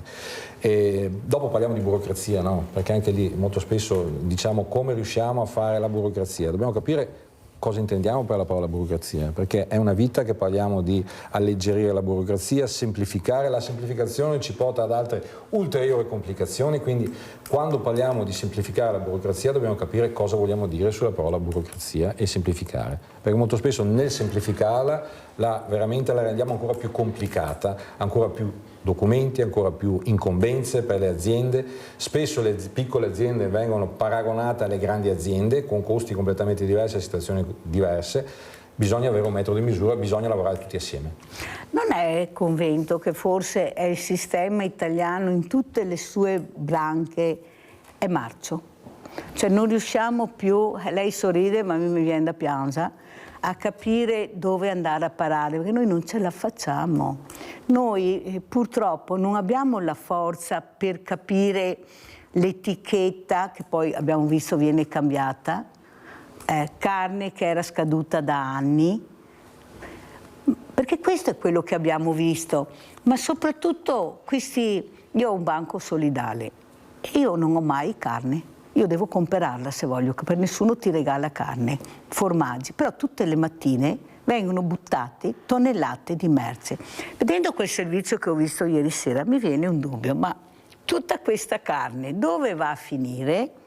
Perché nessuno c'è, la trasparenza non c'è, lo chiedo a voi sapete dove va a finire, ecco tutta questa, poi vendono anche nei locali, perché questa roba arriva nei locali o sbaglio, la carne, gli insaccati, i formaggi, cioè siete sicuri che è tutto sotto controllo oppure perché fa veramente pensare? Oppure quando magari arrivano anche dei prodotti al banco all'improvviso fermi tutti perché può essere che questo prodotto non va bene, controlliamo ancora di più. Ma come? Prima lo metti in commercio, poi lo ritiri, ma come funziona? No, anche a casa penso siano curiosi di capire come funzionano queste cose. Prima lo vendo, poi lo ritiro.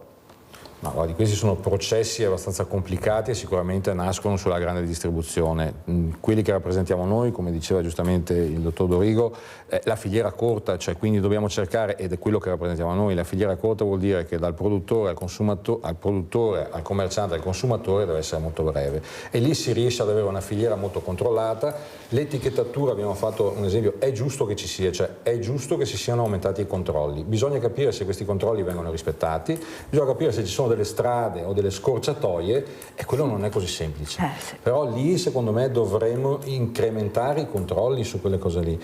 Molto spesso su delle filiere corte o sui banchi solidali, come dice lei, ci sono dei controlli assurdi come se fosse un gran centro commerciale. Infatti ho avuto il controllo dalla Comunità Europea, io ce l'ho avuto 2 volte. Molto spesso si va, come dicevo prima, a fare dei controlli su delle situazioni che sono veramente ma no, ci hanno fatto i complimenti, bene, allora mi fa piacere. Però ecco, è quello un po' il sistema che secondo me distorce e un po' è la percezione del consumatore finale, lo mettiamo tutto in un calderone e non riusciamo a dare veramente, far capire qual è la differenza tra una filiera corta, tra il produttore che produce, tra la grande distribuzione, l'e-commerce, cioè anche l'e-commerce. Ci sono dei prodotti, e lo sappiamo benissimo, vengono venduti a bassissimo costo.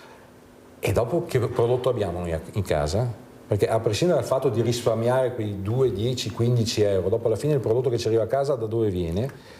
Però commento, però i soldi che ho in tasca non mi permettono di prendere il prodotto buono, perché dicono devi condire con l'olio extravergine di oliva. E chi ha la possibilità di prendere l'olio extravergine di oliva? Chi è che ha la possibilità di prendere la pasta buona, tutto buono? Cioè, noi del Banco Solidale, i miei volontari, quando vedono queste persone, cioè veramente fanno pensare, anche perché io dico sempre che non abbiamo maiali, anzi forse delle volte mangiano anche meglio, cioè noi dobbiamo dare una borsa dignitosa. Io non posso dare tutti i biscotti dolci, quelli ne arrivano, non si sa perché, o forse le ditte dolciarie sono più sensibili, non lo so. Ma tutto il resto è noia, Io devo comprare la carne, il pesce, pollo non ne parliamo perché lo mangiano volentieri, l'igiene intimo, l'igiene personale, perché questo vuol dire la borsa della spesa, una borsa dignitosa o sbaglio? Ma cosa costa la mia borsa? E perché il mondo della politica, invece di guardare magari i numeri delle borse, non guarda il costo di ogni borsa che noi diamo tutte le settimane? Perché guardate che è un costo che va dai 70, 80, anche 100 euro, anche di più, perché se hai una famiglia numerosa non puoi dare 1 chilo di riso o devi aumentare la dose o 2 litri di latte, no? Le leggi che abbiamo del Banco Alimentare dicono che se sono in 4 tu devi dare 3 litri di latte, cioè 1 litro in meno. Cioè, capite bene che diventa problematico, poi è una borsa molto costosa la nostra, almeno la mia e l'ho dimostrato che la vedete, è una borsa che dà la possibilità di fare la settimana. Prego. Io penso che ci sono determinati tipi di prodotti che hanno dei costi, sia di costi di produzione che di costi di mantenimento, di costi di obblighi legislativi che devono rispettare e di sicurezza e anche di igiene, quindi sicuramente hanno dei costi, parliamo di carne, quindi sicuramente hanno dei costi molto più importanti. Come le dicevo prima, sicuramente bisogna aumentare la possibilità dell'utente a spendere, quindi quando noi parliamo di aumento degli stipendi sappiamo benissimo che questo potrebbe creare un aumento anche dei consumi e quindi, ripeto, è un cane che si morde la coda. Se noi riusciamo a invertire questo trend, quindi aumentare i salari, l'aumento dei salari però deve essere coniugata con le possibilità delle aziende, quindi bisogna tassare le aziende, dargli l'opportunità e bisogna che il governo investa su questo. Per aumentare i consumi bisogna aumentare i salari, non ci sono grosse alternative. O le pensioni. Per me i salari e le pensioni è la stessa cosa, ecco. Nel senso il costo Tutti della vita è alto e bisogna aumentare la possibilità. Ma come si fa a vivere con 500-600 euro al mese di pensione o 400? E queste sono le cifre che io vedo, che hanno gli ISEE a zero. Sentiamo, aspetta perché abbiamo Giusy da Dosson, vai Giusy. Ciao Mirella, buongiorno ai tuoi ospiti. È proprio pampa ai miei denti, perché come che io dico sempre, su ristoranti, cicchetterie e robe così, il grembiule e i guanti devono essere bianchi, non neri, perché non sappiamo quanto tempo che è che non li lavano. E quando vedi questi chef che vanno in cerca se sono puliti per i NAS e tutti quanti, trovano tanto degrado su queste cucine, perché ho visto un giorno che un cuoco le è andato intera la bistecca e l'ha messa sulla padella, è arrivato lo chef, ha detto: ma cosa hai fatto? E si cucina dopo va col fuoco. Io se devo pensare come lavorano su certe cucine non vado più neanche a mangiare una pizza, perché sembrano che facciano tutto pulito quando li vedi fuori, però dentro in cucina ci deve essere uno che guarda veramente cosa stanno facendo. Mi viene da vomitare alle volte di vedere queste cose qua.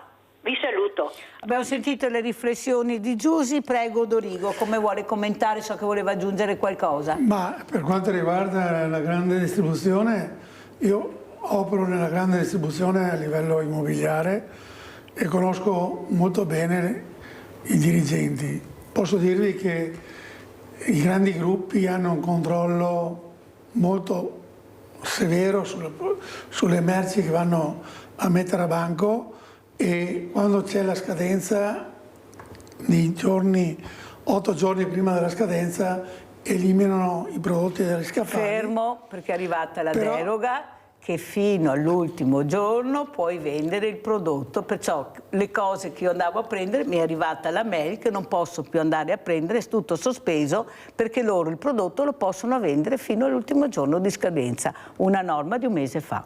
Questo purtroppo non ero al corrente. Ecco, io gliel'ho detto. Però lo stesso posso dirle che certe catene lo fanno di norma e lo eliminano 10 giorni prima.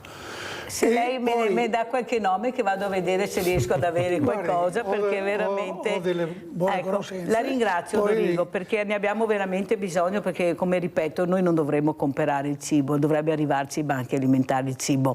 Tra le collette alimentari, tra una cosa e l'altra, non è possibile che noi dobbiamo comprare il cibo perché non arriva niente, non arriva formaggio, non arriva pesce, non arriva scatolame, non arriva niente, e se arriva pochissimo che quando hai finito la mezza giornata sei già allo stremo delle forze perché non c'è più. Capisce Dorigo che lei dice la grande distribuzione, è vero, però è anche vero che abbiamo visto che l'etichetta si cambia molto prima che arrivi alla grande distribuzione.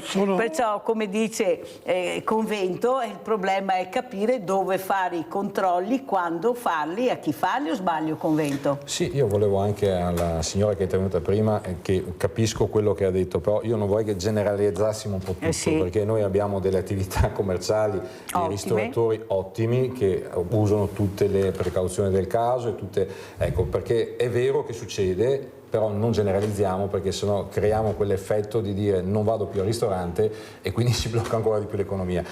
Dobbiamo essere anche noi consumatori in grado di valutare e fare delle scelte nel momento in cui andiamo a comprare o andiamo al ristorante. Non è di non andare più al ristorante, il messaggio che dobbiamo far passare è che devo essere sicura che mangio bene. Certo. Questo è, non è che non andare, perché poi vedi, e adesso poi le cucine sono a vista, perciò uno non può dire che non vede come si... Infatti Giusy l'ha spiegato anche molto bene. Il problema è la sicurezza dove sta, dove deve iniziare la mia sicurezza e la mia libertà di mangiare sano. Questo è. Paola da Padova, vai Paola. Sì, ciao Mirella, buongiorno ai tuoi ospiti. Beh, questo problema dei ristoranti non ce l'ho, vedi, che aver pochi soldi elimina qualche problema, però anche ho la fortuna, fra virgolette, di aver fatto tanti anni fa una scelta alimentare, quella di essere vegana. Però a parte la mia scelta, e ho visto anche al mio servizio, ma noi vegani, queste robe qua, e sappiamo da una vita. E adesso anche a proposito di salmone, ti invito, che sarà su internet, che io non ho, cioè che salmoni mangiate? Sono tutti allevamenti, in questi allevamenti di poco spazio e di grande numero di pesci che vivono nei loro escrementi, la maggior parte sono feriti, morti, sì che questo è il pesce, soprattutto per quanto riguarda i salmoni. Però vorrei ricordare, che penso che lo trovate dappertutto, cioè i grandi insegnamenti del professor Berrino, che è probabilmente il più grande o uno dei più grandi, per carità, nutrizionisti che abbiamo in Italia e forse in Europa, che per quanto riguarda le proteine non è necessario, anzi più delle volte sono più dannose che altre, le proteine vegetali che sono a bassissimo costo e sono ottime. Per esempio il latte, si può anche usare latte di soia, è caro, giusto? Basta comprarsi la soia, metterla a bagno nell'acqua, si raggiunge, cioè con un po' più di tempo, con un po' più di conoscenza, accortezza, potremo arrivare a un cibo sano a prezzo forse probabilmente inferiore del cibo assolutamente non sano. Grazie infinite per l'opportunità, insisti su questo argomento Mirella, che tanto mangiare bisogna che mangiamo tutti, è interessantissimo. Grazie Paolo, ognuno è libero di mangiare come vuole, penso io, e il messaggio che noi vogliamo dare è la sicurezza del cibo, questa è l'importanza. Adesso parliamo di Babbo Natale invece, perché non solo maratoneta ma anche Babbo Natale, prego. Ma Babbo Natale ho trovato un ristoratore che mi compra 800 panettoni e ho diversi istituti di case riposo, 3 case riposo, 4 CEO, compreso anche dalla dottoressa Caldard che segue i ragazzi senza famiglia, 4 CEO dei disabili, 4 scuole. Pertanto... Magari anche il banco alimentare di Mirella, che non vi faria male, Dorigo. Poi in seguito, se serve... No, perché io quando ho bisogno chiedo, uno dice sì o no, ma l'importante è anche capire che si può anche chiedere, perché vede Dorigo, noi nel mondo del volontariato siamo tanti. Però non è possibile sempre premiare i soliti noti. Delle volte bisognerebbe premiare anche quelli che non sono mai stati premiati, parlo anche come donazioni, perché io ho la fortuna di avere il 5 per 1000, è vero, però è anche vero che io anche quest'anno a Natale darò un assegno alle persone che sono in difficoltà, quelle che hanno veramente, io lo faccio tutti gli anni, ecco, perché è giusto anche far vedere dove vanno a finire i soldi che mi danno le persone. E quando mi dicono, ma la solidarietà va fatta in silenzio, io dico anche no. Anche no perché? Perché la gente ormai è stanca di non capire dove vanno le donazioni. Perché nel generale io dono, io regalo, io faccio, sì ma fammi anche vedere, perché è facile dire faccio. E dove vanno a finire tutti i soldi? Allora io penso che, e vedo anche che sono premiata perché faccio parte anche dei numeri importanti sulla classifica, mi dicono hai le telecamere, sei fortunata. Certo che ho le telecamere, però faccio vedere anche quello che faccio, perché la telecamera non basta mica. La gente oltre alla telecamera vuole aver fiducia della persona O sbaglio? Sentiamo anche Convento. Ecco, io mi muovo così. Forse sbaglio, però vedo che i numeri li ho, perciò forse la gente ha piacere di vedere che questa donazione viene data nella maniera corretta. No, io penso che sia la scelta migliore, nel senso che visto che siamo in un mondo di social, tutto viene dichiarato, si racconta di tutto, quindi anche quando si fanno delle belle azioni, quindi quando si fa qualcosa per gli altri è giusto che venga fatto. Non deve essere enfatizzato e non penso che sia il caso, perché la vedo una persona molto schietta e anche tranquilla, quindi è giusto che venga fatto così, è giusto che venga dimostrato anche quello che si fa, perché sennò diventano tanti paroloni che molto spesso li usiamo, non dico chi, ma si usano tanti paroloni ma si vedono pochi fatti. Quindi io penso che sia una scelta giusta, condivisa, e quindi se anche Confedercenti può dare una mano, volentieri. Grazie perché... Un'altra cosa volevo dire, no? E questo è un insegnamento di Papa Luciani, che se noi prendiamo casa nostra, casa tua, 500 metri di raggio attorno, c'è sicuramente una decina di persone che non hanno né il panettone né la colomba, né... Se ognuno di noi va al supermercato e anche in svendita compra 3-4 panettoni e li va a consegnare, suona il campanello, sarebbe una cosa molto, molto utile per tutta la popolazione, perché un conto è il banco alimentare o quello che faccio io per i disabili, perché io sono del 58 che aiuto i disabili poco tanto, però sono tanti anni che lo faccio.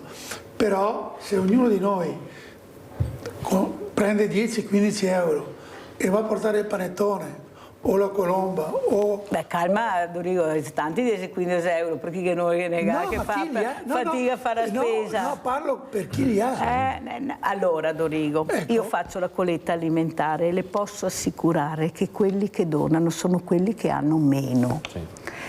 Quando noi diamo la borsa, il Signore ci regala quelle che arrivano come gli alberi di Natale, tutti ingioiellate, borse firmate, quelle fanno fatica. Allora io mi diverto, dico ma dai signora, ma con quella borsa, ma l'ho già fatto, sì, ma lo faccia un'altra volta per una scatoletta. Capisce che non ci siamo, perché il messaggio che sta passando è un messaggio devastante, e poi mi trovo l'anziana che va a casa perché non ha i soldi per prendere e mi porta da casa qualcosa in bicicletta, perché quell'anziana, quella diversamente giovane, ha provato la miseria, non la povertà, ha provato la guerra e sa cosa vuol dire non aver da mangiare, e sono i nostri diversamente giovani, oppure sono anche i giovani che arrivano con la spesa perché capiscono l'importanza. È la via di mezzo, quella che potrebbe fare, che ne ha tantissimi, che fa fatica a donare. Credete alla Mirella, fanno fatica,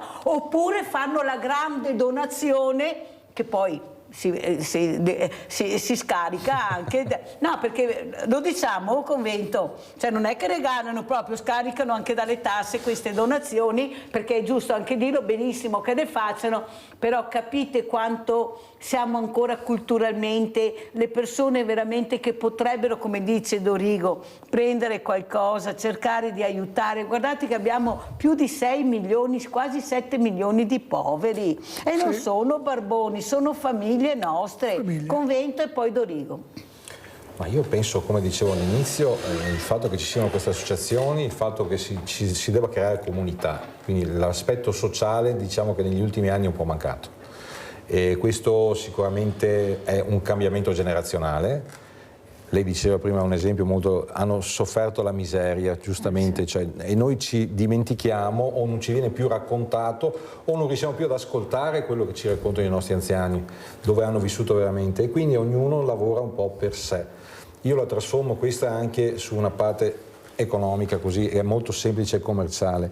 Una decina di anni fa, 15 anni fa, quando si chiudeva una serranda di una via, il collega di fianco era contento perché era convinto che chiudendo quella serranda lavorasse di più, e forse 15-20 anni fa era così. Adesso quando si chiude una serranda sono tutti preoccupati perché dopo quella serranda ne si chiude un'altra, se ne chiude un'altra, muore la via. Questo non deve accadere, e la stessa cosa vale per queste cose qui, cioè dobbiamo capire che chi è in difficoltà deve essere aiutato, chi ha la possibilità di aiutare deve aiutare, anche con poco, però è tanto poco che fa tanto, perché il tanto fa poco. Con quale messaggio ci saluta Convento, ecco, quale messaggio lascia questa mattina a Sveglia Veneti? Io vi lascio con sicuramente un augurio di buon Natale, sicuramente diventare più solidali, cercare di aiutare il prossimo, sicuramente aiutare le attività commerciali, sono quelle che rappresento, i territori vivono, se vive il commercio vive la città, quando parliamo di città non è solo la città del consumismo, ma anche la città del sociale, quindi le persone e chi vive quella stessa città, quindi noi con commercio e turismo pensiamo e siamo sicuri che possa dare una vitalità a un paese, a una città, e lavorando assieme con amministrazioni, pubblico e privato si possa veramente dare qualcosa di speciale anche per il 2026. Grazie veramente, grazie a Flavio Convento, vicepresidente Confesercenti Centrale Veneto, grazie, mentre Luigi Dorigo rimane ancora con noi. Pubblicità.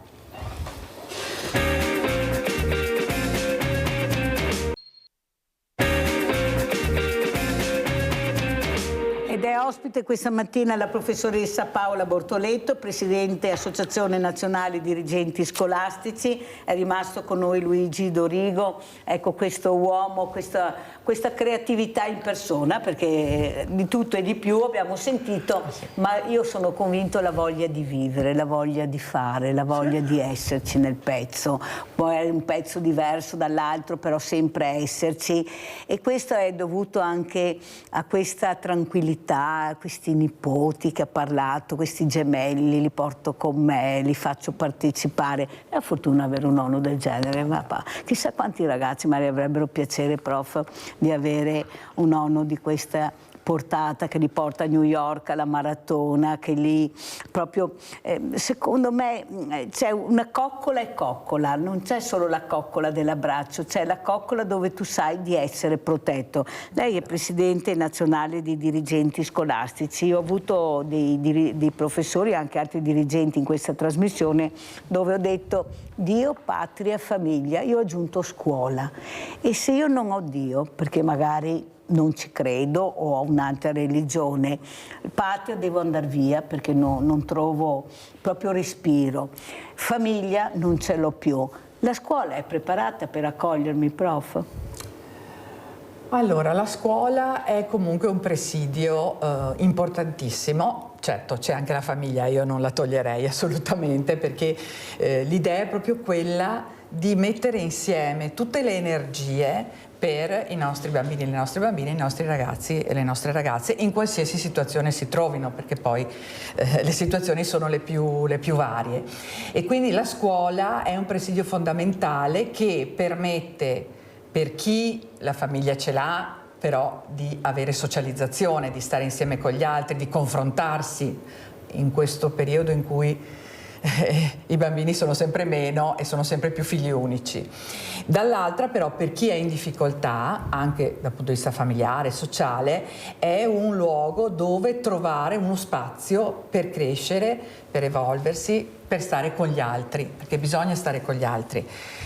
Credo che la relazione sia un elemento fondamentale per poter vivere. E la scuola lo permette, perché ci sono tanti con cui confrontarsi, diversi da noi, quindi accettando le differenze che ci sono, e quindi in questo modo la scuola c'è e deve continuare ad essere, naturalmente, questo sicuro. I bambini nel bosco, questa famiglia che ha diviso l'opinione pubblica tra contrari e favorevoli, lei invece è esperta, questi bambini hanno tutte le garanzie che andavano a scuola, anche se una scuola diversa. Noi riusciamo a capire, sappiamo che scuola diversa è questa scuola che si può fare anche a casa, ecco, perché la legge prevede questo. Sì, c'è la legge che lo prevede, anche nella mia carriera ho avuto parecchi bambini e ragazzi, soprattutto bambini, però ecco, quindi nell'ambito della scuola del primo ciclo, insomma, ecco, che avevano appunto un'istruzione tipo familiare, però è previsto che c'è tutta una procedura, nel senso che i genitori devono fare domanda, poi i genitori devono capire qual è il programma di quella classe, presentare il loro programma, la scuola lo valida, dopodiché decidono loro se farlo loro stessi, se avere un insegnante privato, queste sono scelte familiari. Alla fine dell'anno i bambini o le bambine devono appunto sostenere un esame che dimostri che hanno svolto comunque quel percorso, perché poi loro possono in qualsiasi momento l'anno successivo ritornare nella scuola, non è che sono per sempre lontani, no? Infatti è successo che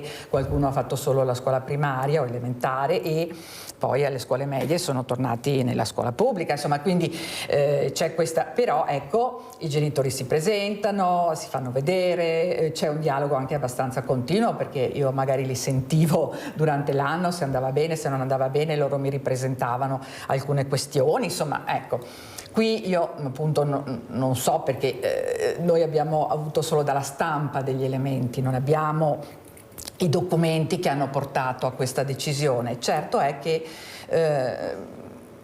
secondo me, anche perché ho avuto modo di avere tanti contatti con assistenti sociali, con magistrati, col tribunale dei minorenni, insomma, perché dentro una scuola dove vengono tutti, e soprattutto quella del primo ciclo, succedono tante cose.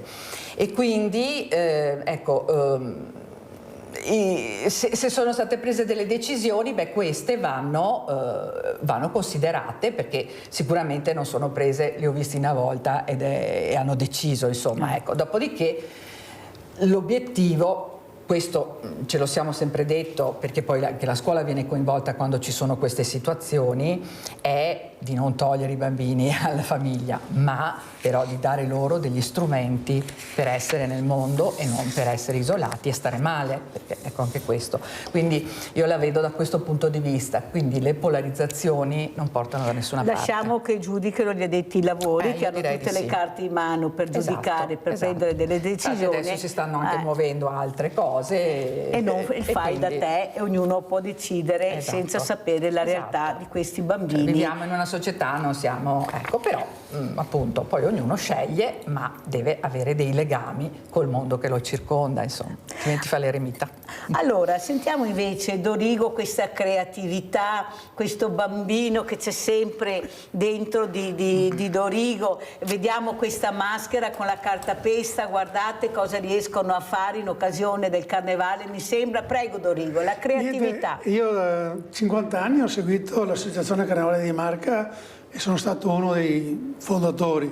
Poi, passati 50 anni, ho detto mi voglio dedicare a quello che è l'insegnamento della cartapesta. Alzi bene, che così la vediamo bene, sì. Eccola qua perché merita. Eccola, così ecco qua.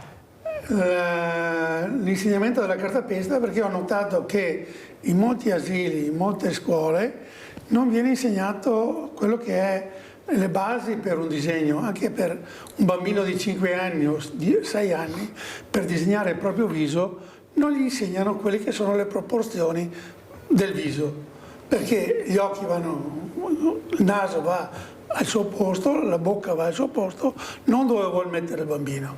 Ecco, e da 3 anni seguo questi corsi per degli insegnanti, gli insegnanti che vogliono venire, e ultimamente ho avuto nel corso 3 maestre, dicono ma io non sono capace di fare una cosa così.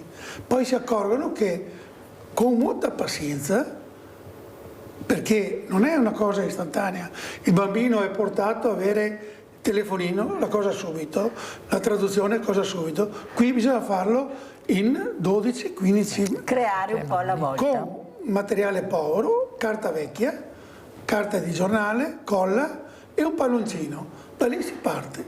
Pertanto quei 2 mesi che lui fa questi corsi, gli viene meno la voglia del telefonino, di guardare la televisione, ma pensare alla sua creazione.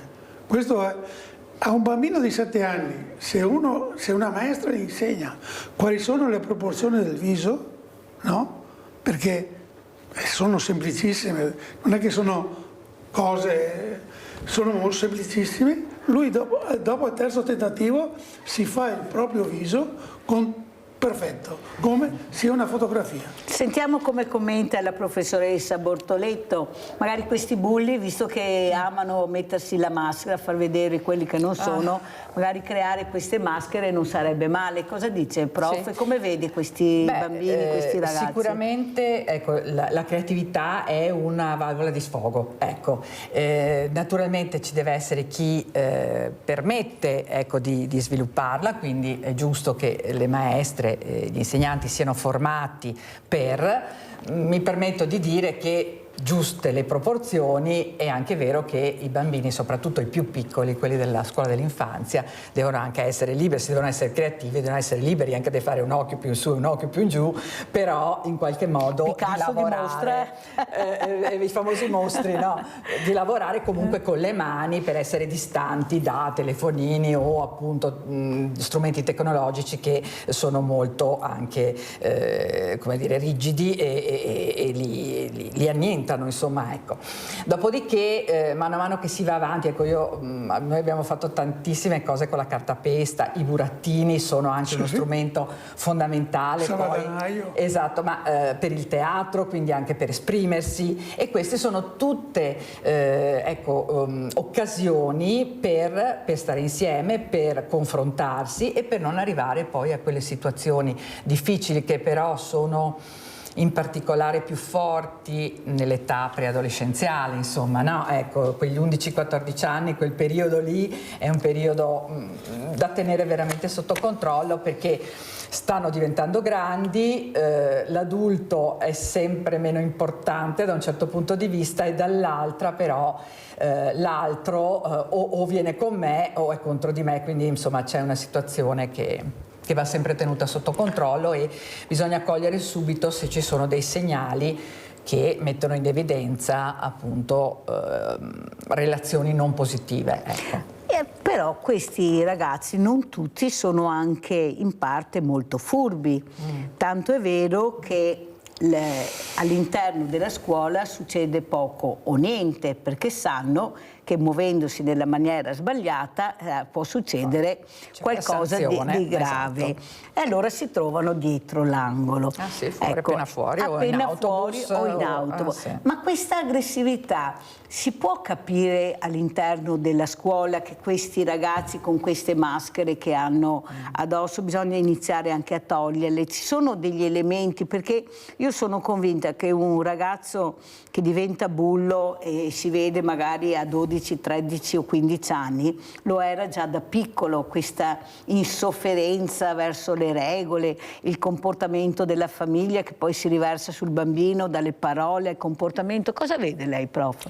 Beh, sicuramente ecco, il fenomeno del bullismo e del cyberbullismo, perché adesso abbiamo anche quello, è un fenomeno che va tenuto sotto controllo. Se pensate che un 8% di quelli che sono stati, dei ragazzini, insomma dagli 11 ai 18 in realtà, fino alla maggiore età, che sono stati intervistati, ha comunque subito delle aggressioni, tra virgolette, ecco, settimanalmente, beh, allora il fenomeno c'è. Dall'altra però non dobbiamo pensare che il bullismo sia la spinta o magari lo schiaffo di una volta. Il bullismo è un fenomeno reiterato nel tempo e quindi ecco perché tutti dobbiamo essere con i campanelli sempre pronti a suonare, perché sia la scuola sia la famiglia, sia magari anche le associazioni che operano nel territorio e che hanno, tipo anche quelle sportive, che hanno i ragazzi poi che vanno, vengono, insomma, ecco. Perché? Perché appunto questi segnali che vengono da una parte da quelli che sono vittime, ma dall'altra anche da quelli che sono bulli, e sono importanti, e quando si lavora poi per prevenire, perché c'è una legge tra l'altro che lo prevede, non è che siamo tra virgolette obbligati a rispettare questa prevenzione del bullismo anche a scuola, bisogna intervenire e non far finta di niente o minimizzare dall'una e dall'altra parte, perché cosa manca? torno al discorso delle relazioni, manca un'alfabetizzazione emotiva da quando sono piccoli e lì bisogna lavorare sempre. Io ho avuto un insegnante, un prof, giovane anche, il quale ha detto una cosa che io ripeto sempre. Noi insegnanti tutte le mattine è come salissimo sul Monte Bianco, noi vediamo tutto. Sì. Il problema è capire chi di noi vuole scendersi e mettere in gioco per capire come aiutare quella fragilità che vediamo, però non tutti i miei colleghi lo fanno perché è impegnativo, è problematico, è pauroso, è vero? Allora, diciamo che c'è una situazione e la formazione ci può aiutare da questo punto di vista, per cui in alcuni casi, io non posso assolutamente generalizzare perché ho sempre incontrato persone che hanno cercato di mettersi in gioco, però non è facile, intanto non è facile cogliere i segnali, perché bisogna essere, e gli insegnanti dall'altra parte non sono psicologi tutti, nel senso che hanno una formazione per insegnare la loro disciplina, per stare naturalmente bene a scuola, però come dire, non hanno gli strumenti terapeutici e neanche è giusto che ce li abbiano, nel senso che ci sono quelli hanno un altro mestiere, no? Quindi l'obiettivo della scuola è quello di far raggiungere degli obiettivi di apprendimento sempre maggiori e dei migliori risultati per la crescita dei nostri ragazzi e delle nostre ragazze. Dall'altra è vero, è necessario che si formino sulla cartapesta, ma anche sulla gestione della classe e sull'attenzione a quei segnali che sono magari, nel caso di chi è vittima, per esempio, abbandonare così l'impegno scolastico, cominciare a sembrare più annoiato, oppure a casa vedere che perdono il sonno. Cioè sono tutte piccole cosette che nel dialogo anche con la famiglia, perché anche la famiglia deve tenere le antenne, perché sennò, giustamente come diceva lei Mirella, che cosa succede? Succede che poi alcune cose sono fuori dalla scuola e noi non sempre riusciamo a governarle. A me è capitato che un genitore mi ha portato uno screenshot di telefonate, di chat in realtà fatte a mezzanotte, in cui la ragazzina era in qualche modo bullizzata e quindi e noi non vedevamo più di tanto, per cui sicuramente quello che diceva l'insegnante è importante e sempre più, quindi sta anche a noi dirigenti, insomma, ecco, trovare degli spazi di formazione per poter individuare queste situazioni e quindi non aver paura di affrontarle. Come vede Luigi Dorigo questi ragazzi sopra le righe? Perché noi continuiamo a dire ragazzi, ragazze, noi parliamo di ragazzi in generale, di persone. Forse sarebbe utile capire che intanto dobbiamo iniziare di più la parola persona, e soprattutto capire chi deve entrare in gioco, perché questi ragazzi non hanno bisogno solo della professoressa Bortoletto, hanno bisogno della Mirella, hanno bisogno di Dorigo, ognuno col proprio ruolo. Invece hanno fatto un grande caglierone dove che gli insegnanti devono fare tutto, cioè viene tutto demandato alla scuola, ma è colpa della scuola, ma è colpa di quell'insegnante, ma tanto il mio papà poi arriva con l'avvocato a scuola, qual è il problema? Posso tanto la legge difende il minore, qual è il problema?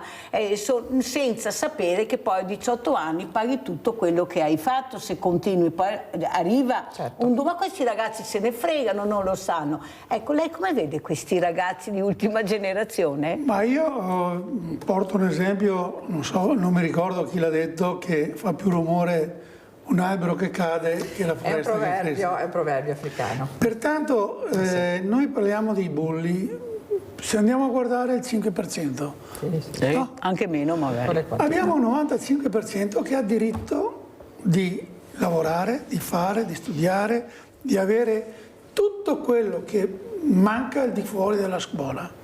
E quello che manca al di fuori della scuola è principalmente da noi, specialmente in Veneto, è la parrocchia. La parrocchia era lo sfogo.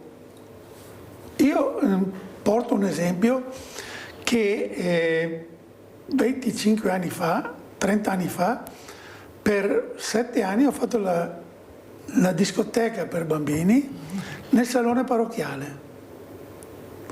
Ho raccontato ancora 220 motorini arrivati in discoteca. Oggi non ci sono più questi luoghi, non c'è più il campo di calcio da giocare al pallone.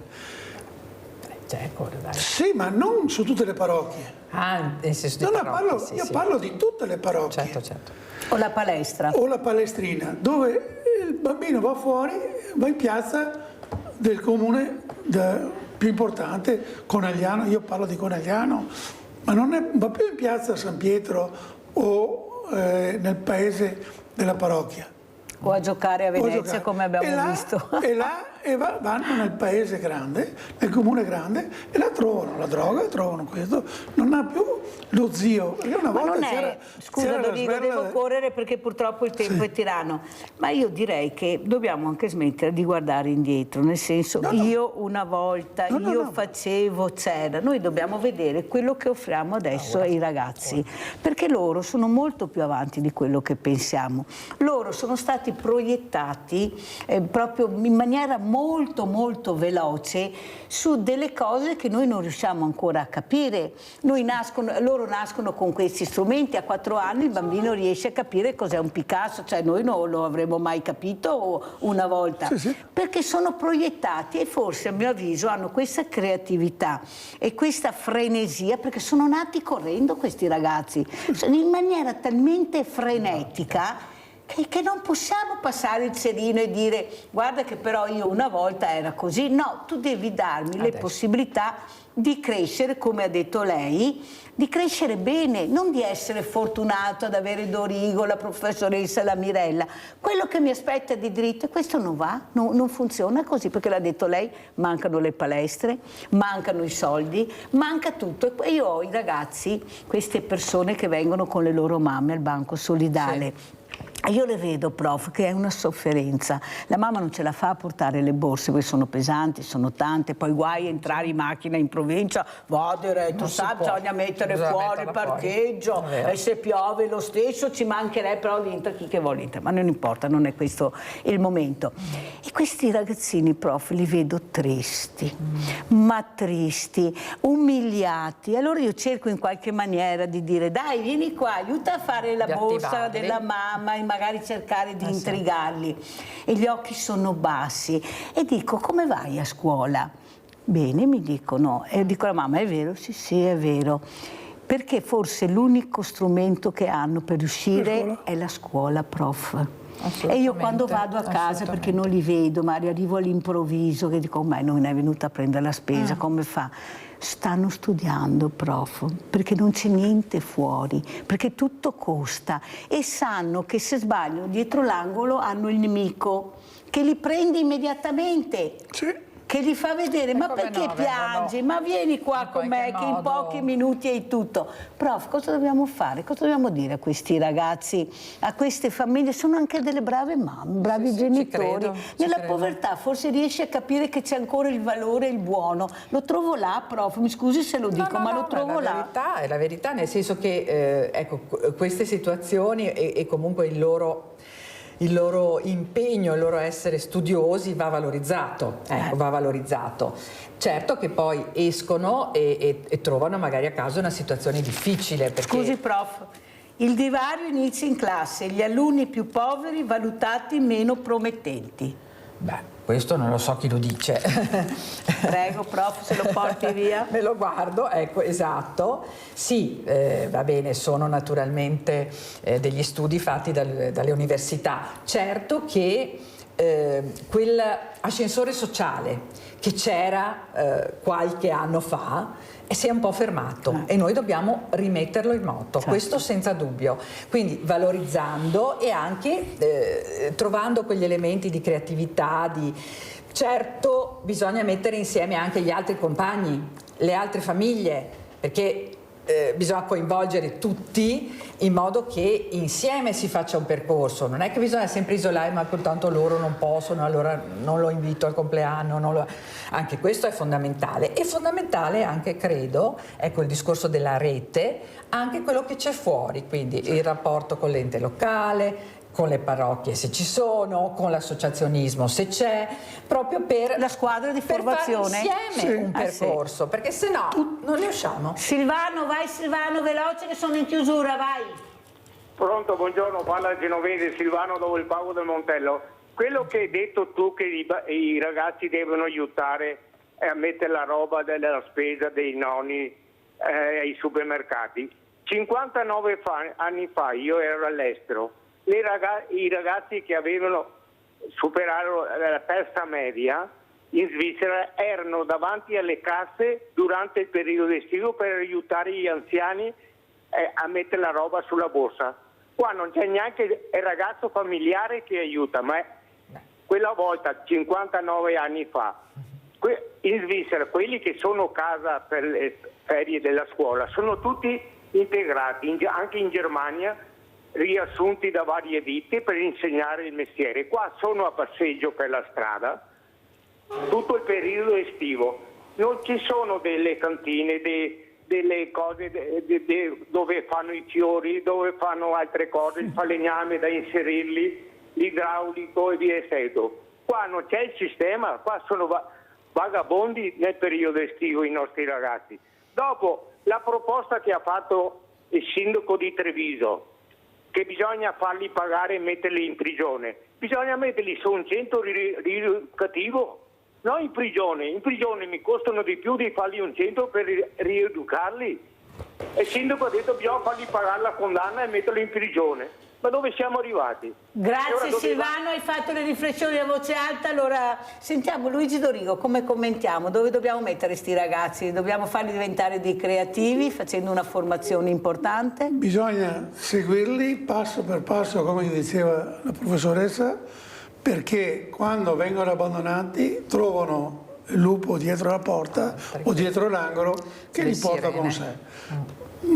Pensare che crescano da soli per me è sbagliato.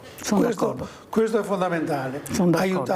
Aiutarli, chi con lo sport, chi con la musica, teatro, qualsiasi cosa, l'ente che è proposto, che è comune. Molte volte troviamo degli assessori che non hanno le capacità per gestire queste cose. Ma dai, ma davvero? Vanno lì per partito preso. Grazie.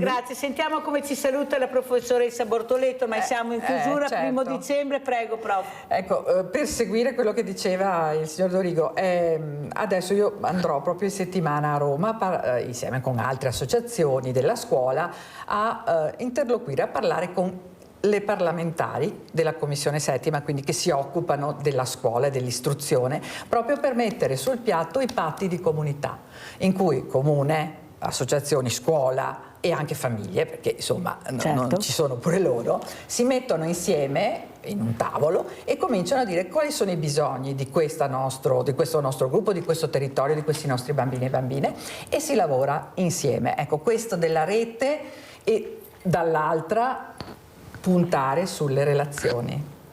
Non possiamo stare solo davanti al telefonino che ci distoglie dall'essere insieme con l'altro, perché l'altro è virtuale, possiamo dirgli quello che vogliamo, tanto non ci risponde, o ci risponde ma in realtà non ci tocca minimamente, e invece dobbiamo imparare a relazionare e a gestire anche i conflitti, perché quelli ci sono e devono essere affrontati.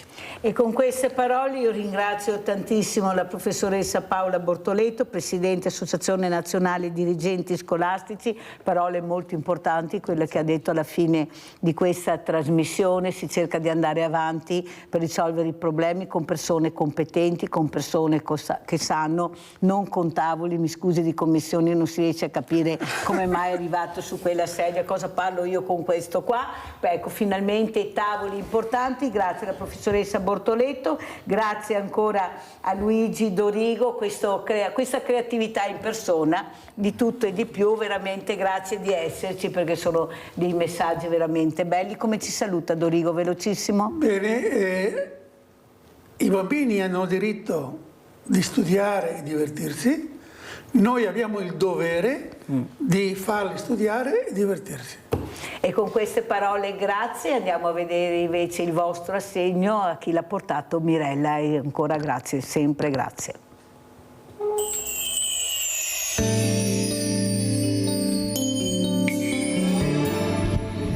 grande famiglia. 2 gennaio 2019, mercoledì, banco aperto e oggi facciamo l'assegno. Ma è una sorpresa anche oggi e vedrete a chi. Ciao Alessandra, cara. Buongiorno. Ciao carissima. Allora, Alessandra è la mamma dei 3 gemellini che il 1° febbraio compiranno quanti anni? 1 anno. 1 anno, è già passato 1 anno. Sì. Mi sembra l'altro giorno che arrivavi con il pancione, Sì. E dicevi sono 3 maschietti, sono 3 maschietti. Cosa si provava? Allora, torniamo indietro Alessandra, quando ti hanno detto che erano 3 maschietti?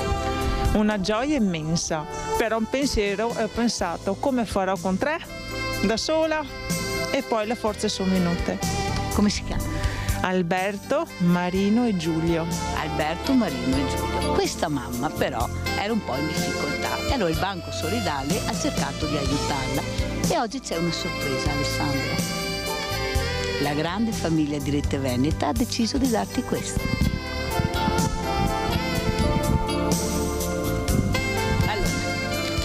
Prima questo pacco per i gemellini, per i bambini. Questo arriva da Zinson di Piave, in particolare da Rita, che ti saluta tanto, e dentro ci sono tutte cose per i tuoi bambini.